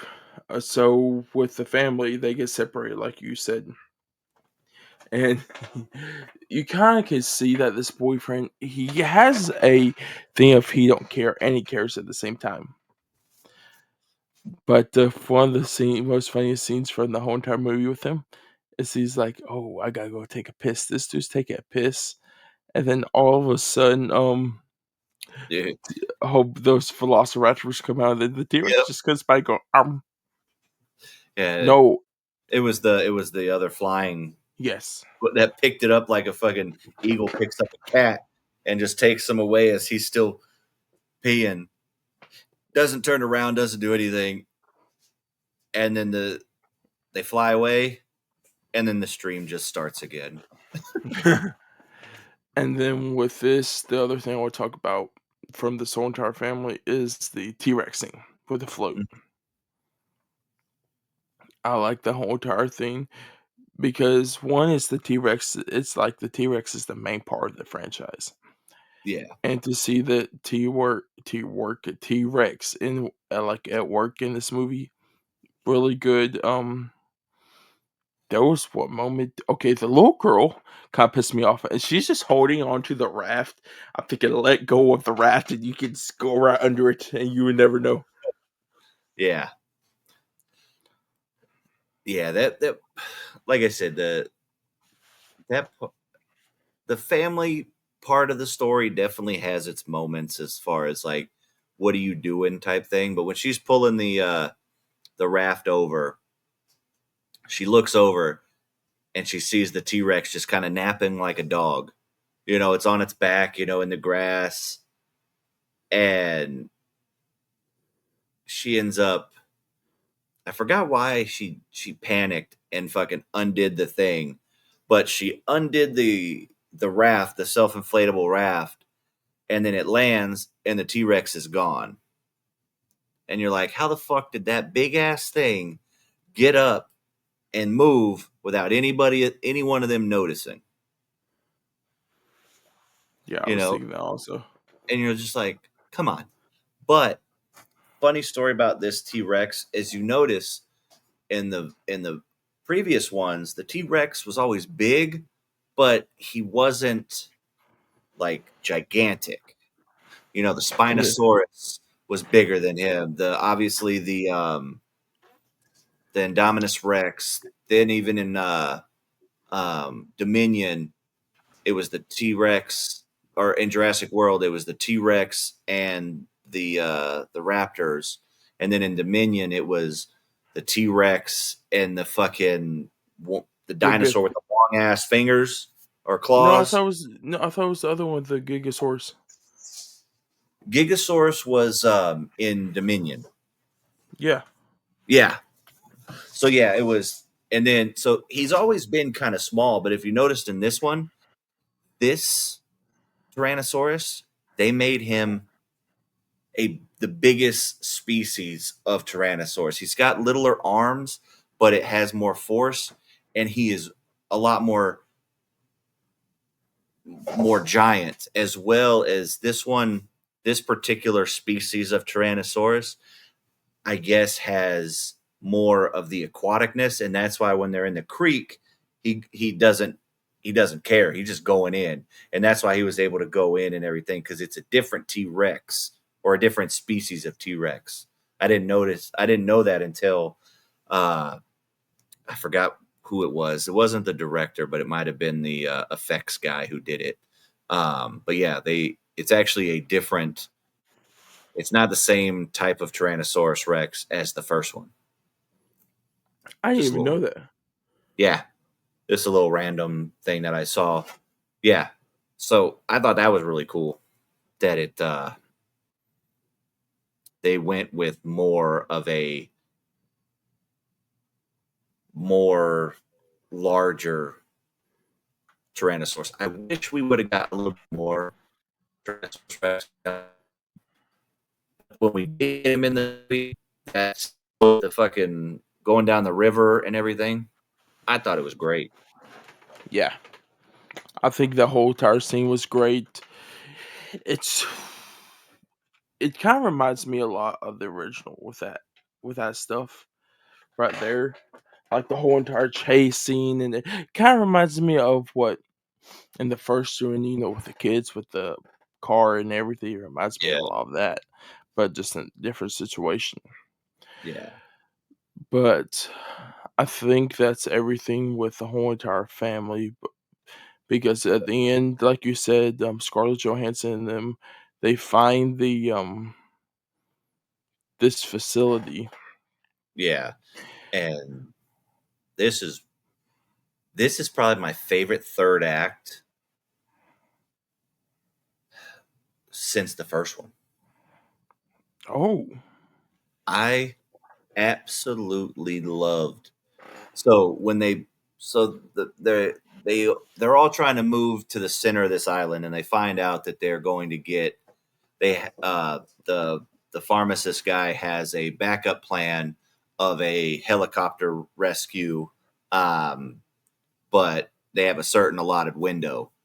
And right as they're coming up to this facility, the family was going inward as well, and they make it to so they all regroup at this uh,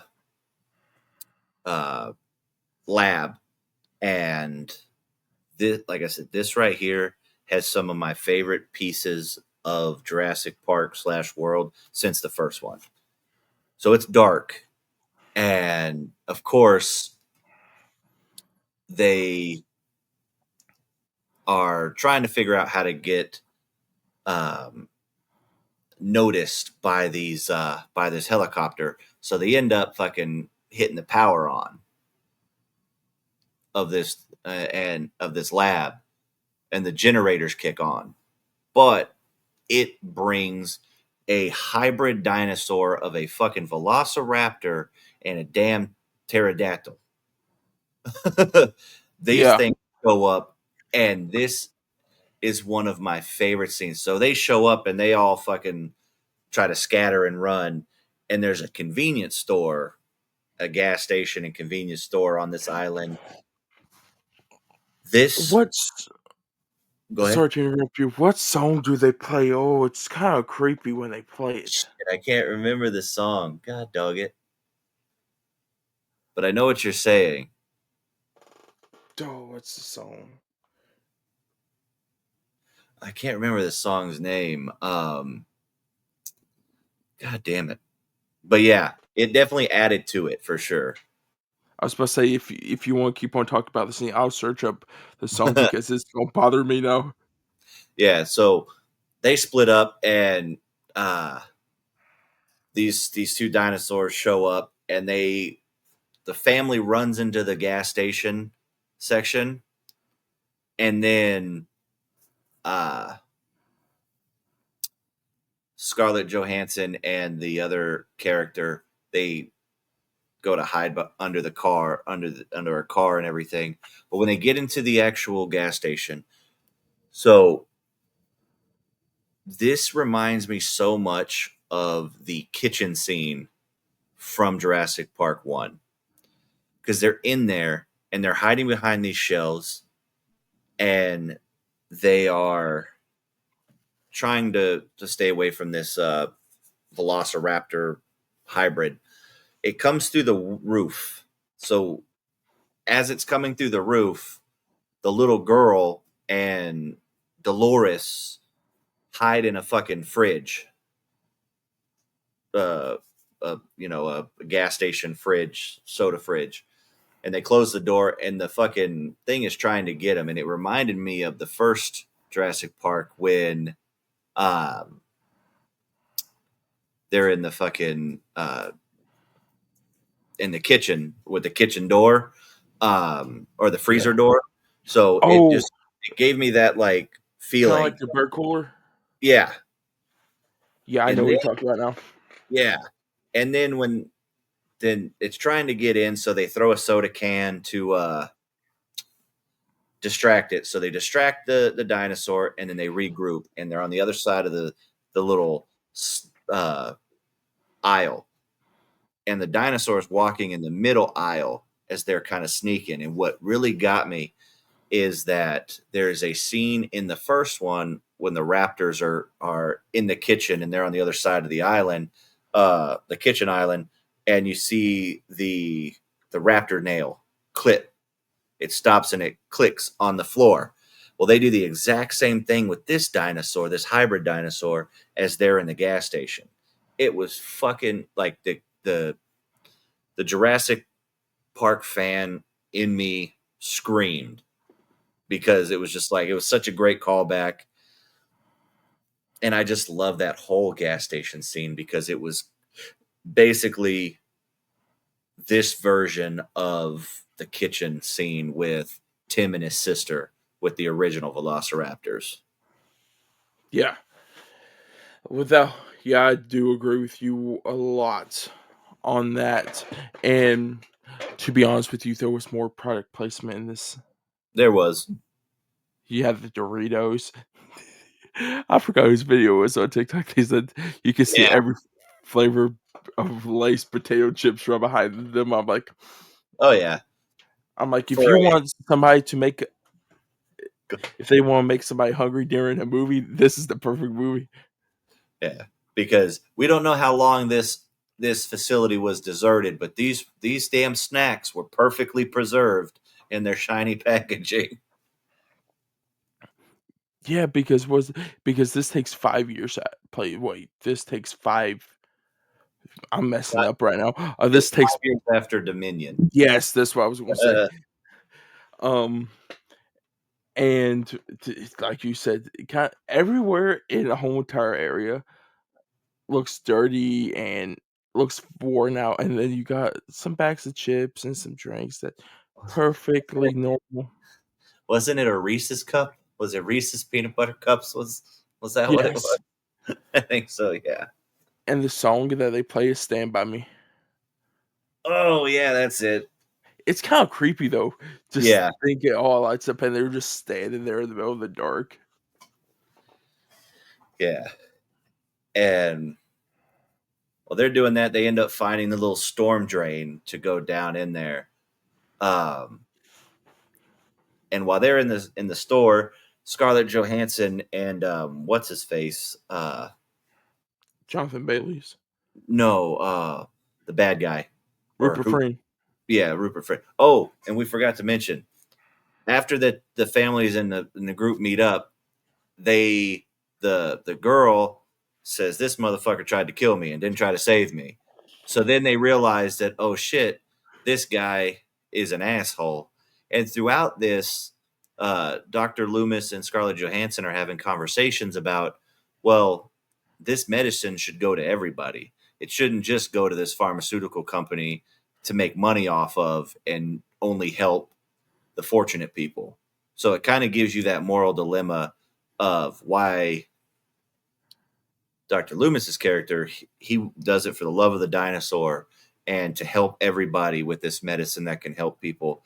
And he's just a good all around good dude. And then Scarlett Johansson and all these are just fueled by their own self desire and self their self. So you kind of have these pivotal moments in the story that these characters are slowly starting to change. And then when it all comes to roost that this guy was basically going to kill this girl and not care, they all kind of go, yeah, this guy's an asshole. So they're not only fighting the dinosaurs, but they're fighting this guy as well. Yeah, and that's a reoccurrence of the last couple movies after the rewatch. It's like, yeah, if you look at Fallen Kingdom Dominion, it's kind of the same way of like, bad guy does this, they gotta try to take down bad guy, and then bad guy just tries to escape, and it kind of doesn't work. Yeah.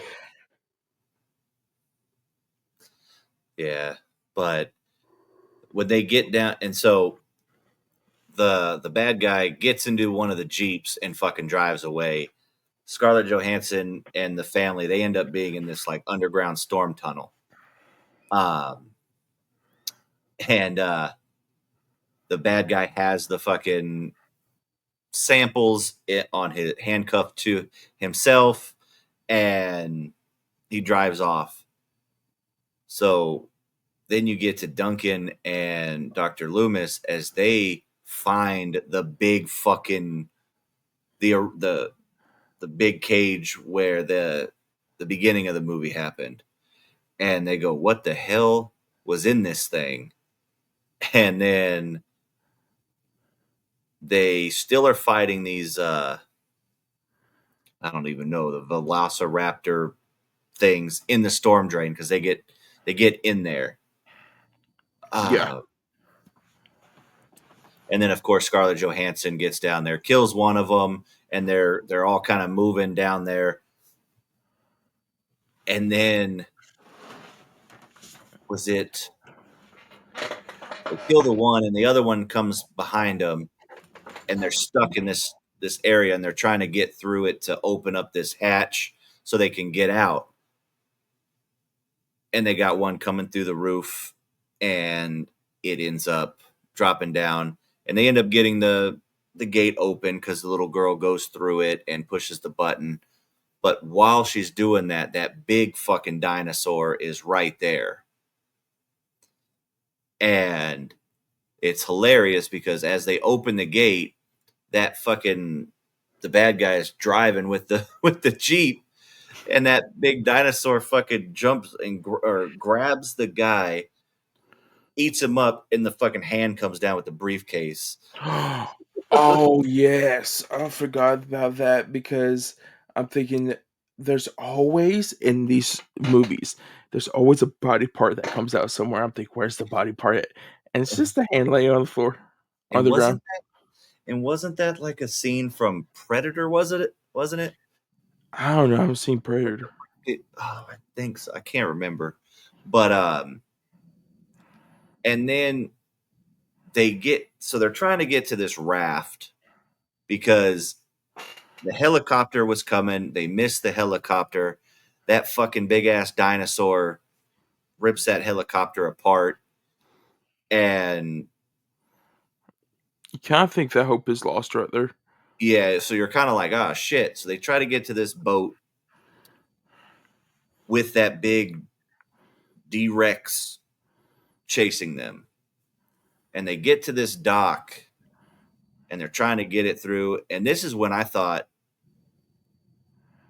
they were gonna kill Mahershala Ali's character. I thought they were gonna do it, man. I was like, there's no way they're gonna do this. So they're on the dock and they have to, of course, and it takes me back to, the whole Jeff Goldblum and Sam Neill part in the beginning when they popped the flare in the first one to get the attention of the T-Rex and have them follow him that way. So he does the same thing, pops a flare, gets in the water, and is like getting the fucking D-Rex away so they can fucking get away. They end up getting in the boat and the flare goes out, and you're just like, ain't no fucking way they just did Duncan like that. And they start driving away, and you're just like, well, shit. They actually killed him. But then randomly, a few minutes later, you see a fucking flare go up in the air. And so they fucking turn around and he survived it. So I thought, I was like, because if they would have killed him, that would have ruined the whole movie for me. That would have literally ruined the whole movie for me. There's two things. One, I like you could definitely tell that Scarlett Johansson's character and Mahershala Ali's character, like, they're really good friends, and she could definitely tell off that scene. And so I think it's the acting also. But two, how does Duncan survive that? Because that dinosaur literally eats that thing, and Duncan's all the way over here. Like, how do you get past by the D-Rex? Dude, I know. That's definitely a plot hole for sure, because they pan back to him, kind of flare goes out and it's just out of nowhere, and they don't really explain much to that. So, but I'm glad that he was able to get away and he didn't die. So, and then when they're on the boat, they ask him, or Loomis's character asks Johansson, "What are we doing with it? Who should get it?" And then she comes around and says, "Everybody." So it kind of growth and a sense of, let's see, how do you say, like more of a humanitarian thing where it's not just about her and the money. It's about, yeah, this could actually save everybody. So that's what they're going to do. They're going to give it to everybody so everybody can have the opportunity to get this drug. So Do you have something else to say? I enjoyed the character development and growth throughout the film with Scarlett Johansson's character and Duncan, and Loomis was always the same. You know what I mean? He was all for the greater good, the specialness of dinosaurs and everything like that. So he was probably aside from Duncan, just because he was a badass, Loomis was my favorite character, just as a human being, part of the character. Yeah, I definitely do, because there was one scene. It's the part he's like, "Oh, do you want to give this to different people, or do you want to give it to him?" She's like, "Well, will we get money with the other?" He's like, "No." She's like, "Then why would I do it? I want the money." Yeah, But that's then when of they were course, Tyrannosaur or the pterodactyl nest.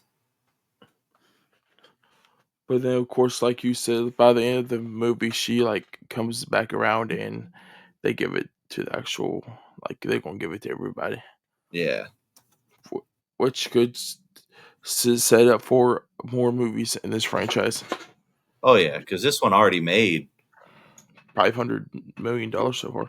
Yeah, it was already made quite a bit, so they're definitely going to get more of it for sure. And I know everybody wants a straight up horror movie, but we're never going to get that in the Jurassic World franchise. It's too much of a money grab for them to switch what we all want, because I want it too, but I also love what we're getting. You know what I mean? I Yeah. think there's one bad film in this franchise, and it's Dominion. And it's not even as bad as I thought it was on rewatch. The subplot with the giant bugs, yeah, kind of fucking weird. But the dinosaurs were sick. I loved how they made. I'm getting off on a tangent, but we can go on. We can go about that later. But yeah, Rebirth was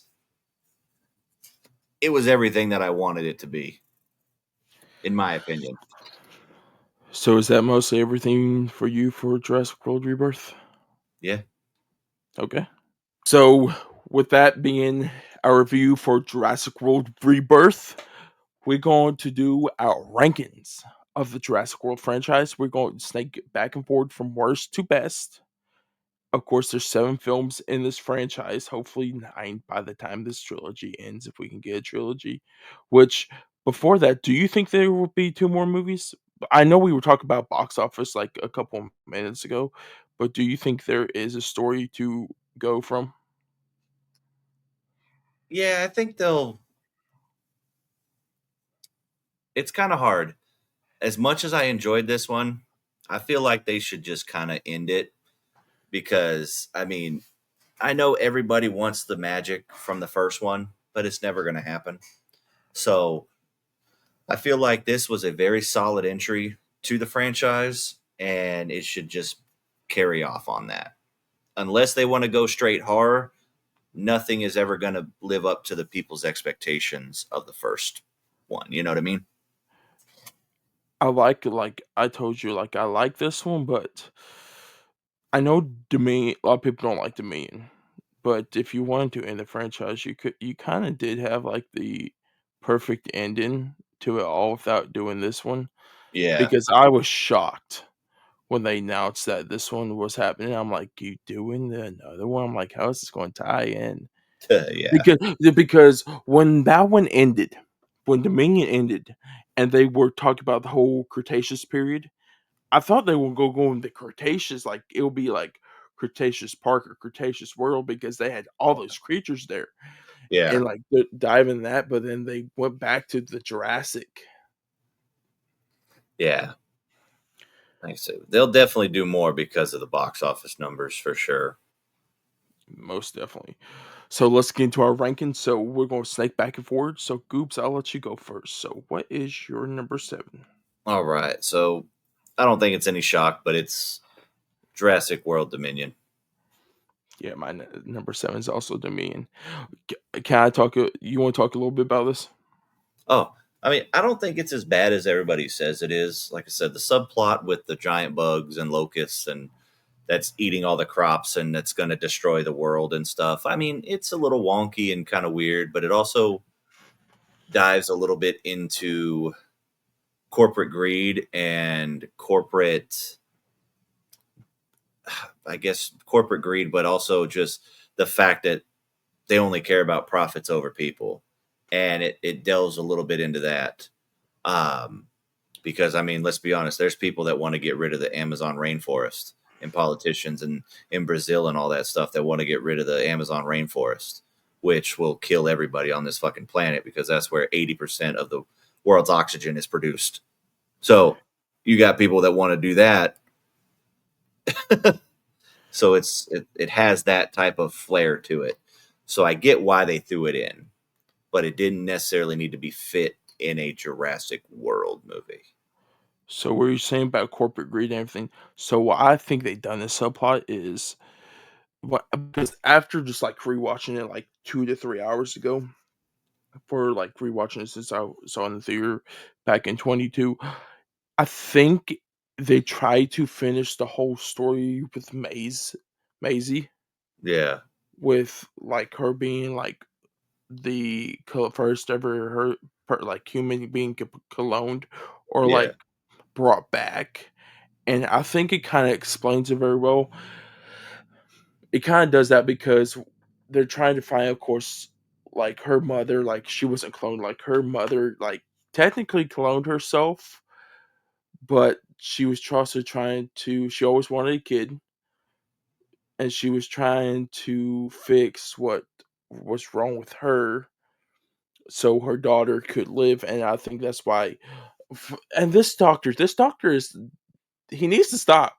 Right? He Th- just needs to This stop, dude. He's been the villain the whole goddamn franchise. this dude went from like nice clean cut to looking like he could be Yeah. one of the no, you know that stuff. You know how Bradley Cooper and them look after when they wake up in the Hangovers movies? Oh, yeah. That's what he looks like. He goes Yeah. from perfect to, like, looking like that, or he's about to go to, like, a, nice, yoga session. Yeah. Yeah. He, he's And with the he, he's fucked up in the last one. He's rough. and I think that's why, because with that genetic, it's not only her, but also Blue's daughter, Yeah. where it's a copycat. He's trying to figure out because he messed up with the locusts, Yeah. Yeah. which besides the okay, there's a lot. When I first saw this, I'm like, "Okay, this movie's I actually like this movie." The locust is a problem. I just don't like the main corporate guy at all. Yeah. Yeah. Like, I like the acting, there's some good acting, it's like Chris Pratt's always good, like, everybody's good in this, who there was a person in this that I like Justice Smith in this franchise. Yeah. He's Oh, yeah. underrated, to be hon to be Definitely. honest, Justice Smith is an underrated actor, he's because he's played in both the Jurassic World films, Fallen Kingdom and the Rebirth, not Rebirth, Fallen Kingdom Dominion. He played in I Saw the TV Glow, Pikachu, Detective Yeah. Pikachu. She's very underrated. Bryce Dallas Howard. Yeah, she's always good. Yeah. Of course, Sam Neill, Jeff Goldblum. Yeah. I felt like they just brought the main cast back for fan service just to keep it going. But don't get me wrong. Anytime I get to see Jeff Goldblum, just sign me up. You know what I mean? First time I watched this, I thought fan service done great with this. After rewatching it, the fan service don't do that well in this. Yeah. Because it hinders it a little bit because except them having like because they coordinate with each other at the very end, like the last 30 minutes, but you're literally sitting there through 2 hours of them all split away from each other, so you got what my biggest problem is with the whole entire franchise besides the first one is the linear plot. It's like you got, um, Ellie and Alan over here doing this, then Yeah. you got Ian and, I forgot the assistant's name over here doing this. Then you Yeah. got Owen, Claire, and Maisie over here doing this. So it's like a whole bunch of Yeah. stuff all mixed in one. And I think this is why the longest. And oh, I forgot what podcast I was listening to, but they said the person that directed the first one and the third one, and he wrote the second one, kind of reminds me of an action franchise. And this is it just popped back into my head watching this. You've seen the Mission Impossible movies, right? Yeah. When they're going through I forgot what town it is, when the Raptors are chasing Claire and Owen, and Hmm. Owen's on the motorcycle, they remind me of Tom Cruise in a Mission Impossible movie, where I'm like, "Did they just put Mission Impossible with dinosaurs in this movie?" I'm like, "Oh my god, maybe I'm what's wrong, like, in this movie?" I'm Yeah. like, "It's not that great." Like, I gave it 2.5. Like, this is the lowest yeah, this is the lowest movie, like, every other movie is 3 above a 3 star, and this is the only one below a 3 star. Yeah. Yeah. It's definitely the last for me. So what is your number 6? So I, it's really between two, to be perfectly honest. And I don't think this is a bad movie at all, but I'm still going to put it here. Um, and I'm going to go with Fallen Kingdom. Okay. And I Um. don't think it's a bad movie. I don't think it's as bad as people say. I'll share my thoughts about that later. My number six. Oh, this might be controversial, but I will explain it a little bit. Jurassic Park 3. Okay. So, me and mom watched this one the other day. She was watching some of it with me, and I didn't know The Lost World was based on the book also. So when I knew that, I'm like, they had one. Spielberg didn't direct the third one. He No. directed the first two, and they had material to work from. You could tell one, there was a different director. Two, they didn't have material, so they kind of just like threw some stuff together. A lot of the stuff from the other movies, and they kind of just want to bring like Alan and Ellie back, I think, just to bring in some characters. Yeah. Because I bet you they could brought Ian in, but I bet you Jeff Goldblum probably didn't want to do like all three movies. Yeah. So I like the third one. I'll go deeper into that one later. The only part that fucking just kills me with number three is the goddamn dream sequence with the raptor. Alan. Like that shit every time I'm just like, God damn it, why'd you put that in here? But So if that, no, to be honest with you, after you saying that, that just took it because that's a nitpick for me. I remember that watching it, I forgot it. That went from I had a 3.5.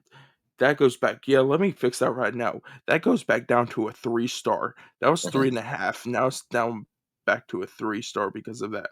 That bothered me. I'm like, yeah, what the that's the fuck, one dude? part that just gets me every time. But I like that one, and you'll I'll have we're gonna have some controversial lists because the next pick that I got is definitely gonna ruffle some feathers. Ooh. Are you So ready for it? yeah, what's your number 5? The Lost World. The Lost World. It's not a bad movie. Like I said, none of these are bad movies. It has one of the best scenes in the franchise with the with the trailer scene with they're pushing them off the cliff with the two T-Rexes and shit. Awesome scene. You take that out, not much else, in my opinion. In my opinion, of course. Do you think because I'm on because you will find out it's very soon where this is ranked in my ranking. Um, do you think it hurts because Alan and Ellie are not in this? I don't necessarily think it hurts, but I will say that if when Jeff Goldblum's not on the screen, you don't necessarily have much. You know what I mean? Like I said, you got the scene with with the two T Rexes in the RV. After that, there's not much. I mean, the opening scene is cool with the little dinosaurs eating that little girl. You know, that's pretty cool. But it's like there's not much else for me. And I get where they were trying to create their own um, engine was trying to create their own Jurassic Park in the States, you know, and do all that sort of thing. I get it. And that's why they kind of wanted to capture them and do all that. But it's like, it didn't do much for me. If that on rewatch, I'm like, this isn't as good as I thought it was. Because before I thought it was like the fucking perfect sequel. But after rewatching it again and watching the other ones, I'm just kind of like, if Jeff Goldblum's not on the screen, there's not much else going for it. You know, when they do where the other dinosaur catchers are trying to fucking get the other dinosaurs and they have like their little makeshift cages and stuff. Like it just there's not much. And I know it's probably controversial, but yeah, I would watch a lot more in the franchise than Lost World. Okay. So for my number 5, I am going to go with Jurassic World. Ooh. This one's good, but this This is what I want to say. It's a copy and repeat of Jurassic Park all over again. The whole entire twist of, oh yeah, what's the dinosaur's name in that? The Indominus Rex. The Indominus Rex. They're like the big twist is, oh, it's made by it's a raptor at the end. I knew what it was as soon as I saw it. I'm like, that literally is part raptor, and they're just trying to hide it. I'm like, I don't know if it's just watching these movies all in a row or just like Yeah, being common sense. I'm thinking that is the easiest thing to tell that the missing P, the extra piece that they're keeping away, is that it's a yeah, raptor. yeah. I I guess I'll go into my. Let's see, what are we on? Number 4. Yeah. Yeah, I'll go on it because this is my number 4. Um, I thought I thought it was actually really fucking good. Um, as far as it definitely has rewatch value. I thought the addition with Chris Pratt. I'm not the biggest fan, but I thought him and Bryce Dallas Harper had or Howard, sorry, had great chemistry in this one. I love the addition of modifying it and kind of having that. Nobody's scared of dinosaurs anymore. We've seen them well before, so we want something new and scarier. You know what I mean? So I enjoyed that. Um, I really enjoyed the helicopter scene with the pterodactyls and stuff. You know what I mean? It was. I thought it was a really good like reboot to the franchise. If you want to talk about brutal death in the franchise, this one has one. It has probably the most Oh, brutal. dude, they did not have to do her that bad, man. She's a. I think she thinks she's got away. They just dunk her in the water, and then all of a sudden, the Yep, oh, what's Mosasaurus. the Mosasaurus comes over here. And, Yeah. Oh, and I love the ending part with the T Rex and the Raptors, and then with the Mosasaurus and the Indominus Rex, and then the Mosasaurus jumping up and grabbing that motherfucker, pulling him down. I thought it was just a cool. I thought that was a great climax to it. yeah, I like the ending. If you if you do an ending, I like the ending, but it's just that there's a lot of problems with the whole entire movie for me. Yeah, And that was the first time watching, like, maybe on a rewatch, like, it will hit a lot better, but after going through this whole entire franchise, like, actually, like, the only ones I've rewatched is Jurassic Park, Fallen Kingdom, and, of course, Dominion. yeah, Like, I never seen The Lost World, I never seen Jurassic Park 3 and Jurassic World, and, of course, Rebirth. So being, like, gaining more knowledge of this franchise, like, I can, like, see, like, flaws because you take of, like, what that first one was. It's so damn good for what it does, especially what Spielberg took from the book and put it into film. yeah, And it's just like I would say because there I don't know if there's any flaws in the first one. There might be is a couple, but not as much as the second like the next ones. Because for me, I gave Dominion 2.5. I said I gave 3 stars, back down 3 stars. I gave Jurassic World 3.5, and of course my number 4 is gonna be The Lost World. And I gave that 4. Do you want to talk about that? The Lost World has one of the best transitions in the whole entire franchise. yeah. Go for it. And it's the little girl when she's getting eaten, and it shows Jeff Goldblum's face, and it's Oh, the train. yeah, when she's the mom close up with the scream, and then Jeff Goldblum yawning in the fucking with the with the poster Train. and and the train. It's a great transition. It's up there with Found Destinations 3's transition, Oh, which I don't know why it seems like stuff like dinosaurs or scary movies probably have the best transitions. Oh yeah, definitely. But yeah, that. So yours is now we're what top three now. Yeah, if we're in top three right now. Here's another hot take, I guess. But my number three is Jurassic Park 3. I Okay. love the addition of the Spinosaurus. I love the story of this kid fucking being on the island by himself because, you put yourself in that situation. I'm dying first day. I'm dying first day. Like this kid fucking was like shit, MacGyver or something like that. Like he kept himself alive and was, you know, everything was cool. But the addition of the Spinosaurus, that motherfucker was brutal. This had a lot of the brutal deaths in there as well. Um, when they're getting back on the plane and they're flying up, and that guy's at the edge of the fucking runway, and then all of a sudden they pull up and that Spinosaurus just comes and grabs them. One of the best. It was, and this one introduced the Tyrannosaurus, or not the Tyrannosaurus, the fucking goddamn Pterodactyls. the pterodactyls.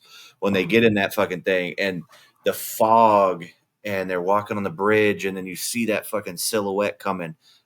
It was fucking fantastic and scary. And like I said, I will say that the only thing that fucking always brings back is the dream sequence, but we won't talk about that again. But yeah, I love Jurassic Park 3. I think it's a very underrated of the franchise. Okay. So my number three is Jurassic World Rebirth. I like this movie, like I said before. Yeah, I'm not gonna really go into it because we've been I think told Yeah, what all I have, but all that's number three. right. So you're number two. We're gonna go with the OG. I'm just kidding. I'm just kidding. Nah. No, it's Jurassic Park. It's Jurassic World Rebirth. This was the closest I had to that feeling of adventure and feeling of just the feeling I had watching the first one. I don't know what it is about it. I think it was just because of the character of Henry Loomis that brought me back into that space, and the callbacks to the first one. It just gave me all those feels. So that's mine. That's my number two. Okay, Goobs. The other day when me, you, and Ian were playing Fortnite, what did I tell you was the Jurassic franchise movie I hated the most? Well, I thought it was Dominion that you hated the most. No, I said it was Fallen Kingdom. Oh yeah. 2 days later, Dakota watched Dakota. I put myself in third person right there. I watched I rewatched Fallen Kingdom. Mm-hmm. I don't know what I was thinking 2018 when I first watched this. But after watching this is my second favorite in the franchise. Okay.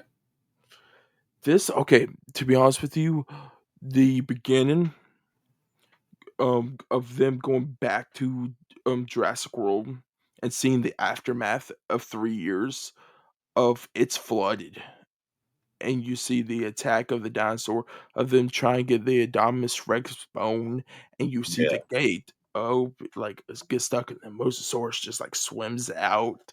It sets up really great, and just get the backstory of like John Hammond was not mostly the only one who wanted Jurassic Park to do Jurassic Park. There was another guy named Yeah. Lockwood in this also, and it's just going back to the park and seeing like, because we always heard about the extent how dinosaurs become extinct, but to see them could go extinct, and like this is the rift of like, of course, with Ian Malcolm in them. You thinking that they should never went back to the park at all and get Yeah, those dinosaurs, like, they should die from the explosion, and, like, these people thinking and, like, this guy thinks like, "Oh, yeah, we're going to bring them back to put them on their own area," but in reality, he wants to sell them for money. right. And, of course, You, this is the start of Maisie and all this, which at first I didn't like that, but I think after watching Dominion all those years ago and rewatching this and getting the whole concept of what Maisie's story is of these last 2 in this World trilogy, I think that helped out a lot, yeah, but to be honest with you, the Indoraptor, dude, go, he dude. When he's going in that mansion and shit, that is a straight up horror movie. Like I said, when they try to fuck it, when she's covering her face with the blanket and that silhouette coming in the claw, like, dude, it's a straight up horror movie. It's the closest we get to a horror movie in the franchise. You know? it shocks me how much I like this movie after hating it all those years. Like, I really hated it, Yeah, and watching it again, I'm like, like, what was like, there's problems with it. Like, I gave it 5 out of 5, but there is, like it's not, like, 100%, like, perfect. It could be 95 out of 100 if I had to yeah. do something like that. There's still problems with it. Oh yeah, definitely. Like the chemistry between Chris Pratt and Bryce Dallas Harper definitely is a lot less. It seems like in this one for some reason. I don't know why. Their chemistry wasn't there for me. And But this is the second time the dude is fucking up. yeah, yep. So, But and of our course, number I think we all know our number ones are the OG. yes. Yeah, there's not much more to say. Mixture of practical effects with the CGI, Steven Spielberg's masterclass. It's it's a perfect film in my opinion. I'm just thinking, this man has took 2 books. Like, one book is, like, a classic, but the other book I heard is not a classic. I heard it's actually bad. But he has made 2 masterpieces of a movies out of these 2 books of Jurassic Park and Jaws. And you just think that is technically 2 because Jaws is considered like even though it's a great white shark is like that's not your normal great white shark. It's kind of like a No, creature. So he took 2 creature movies, made them masterpieces, and the book I'm talking about that's horrible is Jaws. They say Jaws is so bad the book is from the movie like Spielberg changed a lot of stuff in that movie because they say that book yeah, it's like a game it's like a Godfather, they say the book is. And he took it and he made a terrifying monster of, yeah, like, a shark, and just think 18 years later, he took a classic book of Jurassic Park, didn't do as scary as the book tells, but he made it into a good movie that a family could see, that right, still had terrifying elements in it. definitely, yeah, because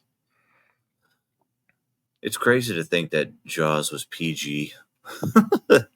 True. To be honest with you, I'm thinking of this whole Jurassic Park book, right? Are we gonna ever get the scene, the scene I'm talking about from the book, right? The That baby, everyone the the baby crib. baby the No, baby crib, I'm like, "Dude, bro, if they no, ever do that in the movie." they definitely won't do that. That is That's a rated if you do that, that's a rated R Jurassic Park. yeah, because I started listening to the audiobook. Um, it's super long, but it's way more detailed and way more like scientific. But that scene with the fucking baby, yeah, yeah, they won't put that in a movie. If they do rated R Jurassic Park, that's all I'm gonna say on It Jurassic will World. be. But, I think that is it for us talking about Rebirth and the whole entire franchise. Is it Yep. for you, Goops? Okay. If So, you guys, if you haven't yet, follow me and Goobs. We post our personal content. Goobs has been going off in the splatter book realm. I've been going off in Tahoe Joe realm in the past couple of days and getting back into movie horror movie content. And I just done a trailer reaction for Mortal Kombat 2, so check out on the page, which excited for that movie, to be honest with you. Like, but go follow us on our social medias. They'll be down below. But if you guys want to follow us on social media as a podcast, we're on TikTok and Instagram. We're gonna be posting a lot more on there. Starting next week, I think I'm going to me and Goops are going to start tweaking and doing some things with like the episodes to make them better for you guys. But probably putting some intros in, but getting a lot more content out there for you guys for the podcast through the page and our personal stuff.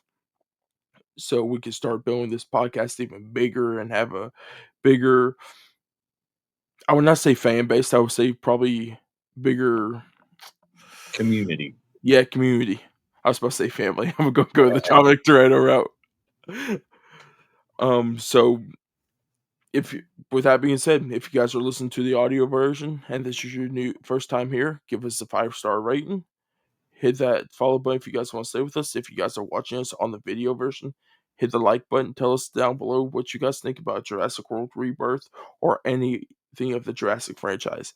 If you guys want to stay with us, hit that subscribe button, turn on the bell notification. It would tell you guys whenever we post new episodes and shorts. But before we go, next week's episode, we're gonna be talking about the worst horror movie of this year. We're gonna be reviewing the new I Know What You Did Last Summer. So, guys, we're gonna be talking about that one, probably the other ones. So, watch those three. Watch the new one because we're gonna be going probably spoilers for all of those, especially the new one. But, guys, with that being said, be ready for next Tuesday for the episode. But I hope you guys have a great week, and we'll see you guys next Tuesday. Bye.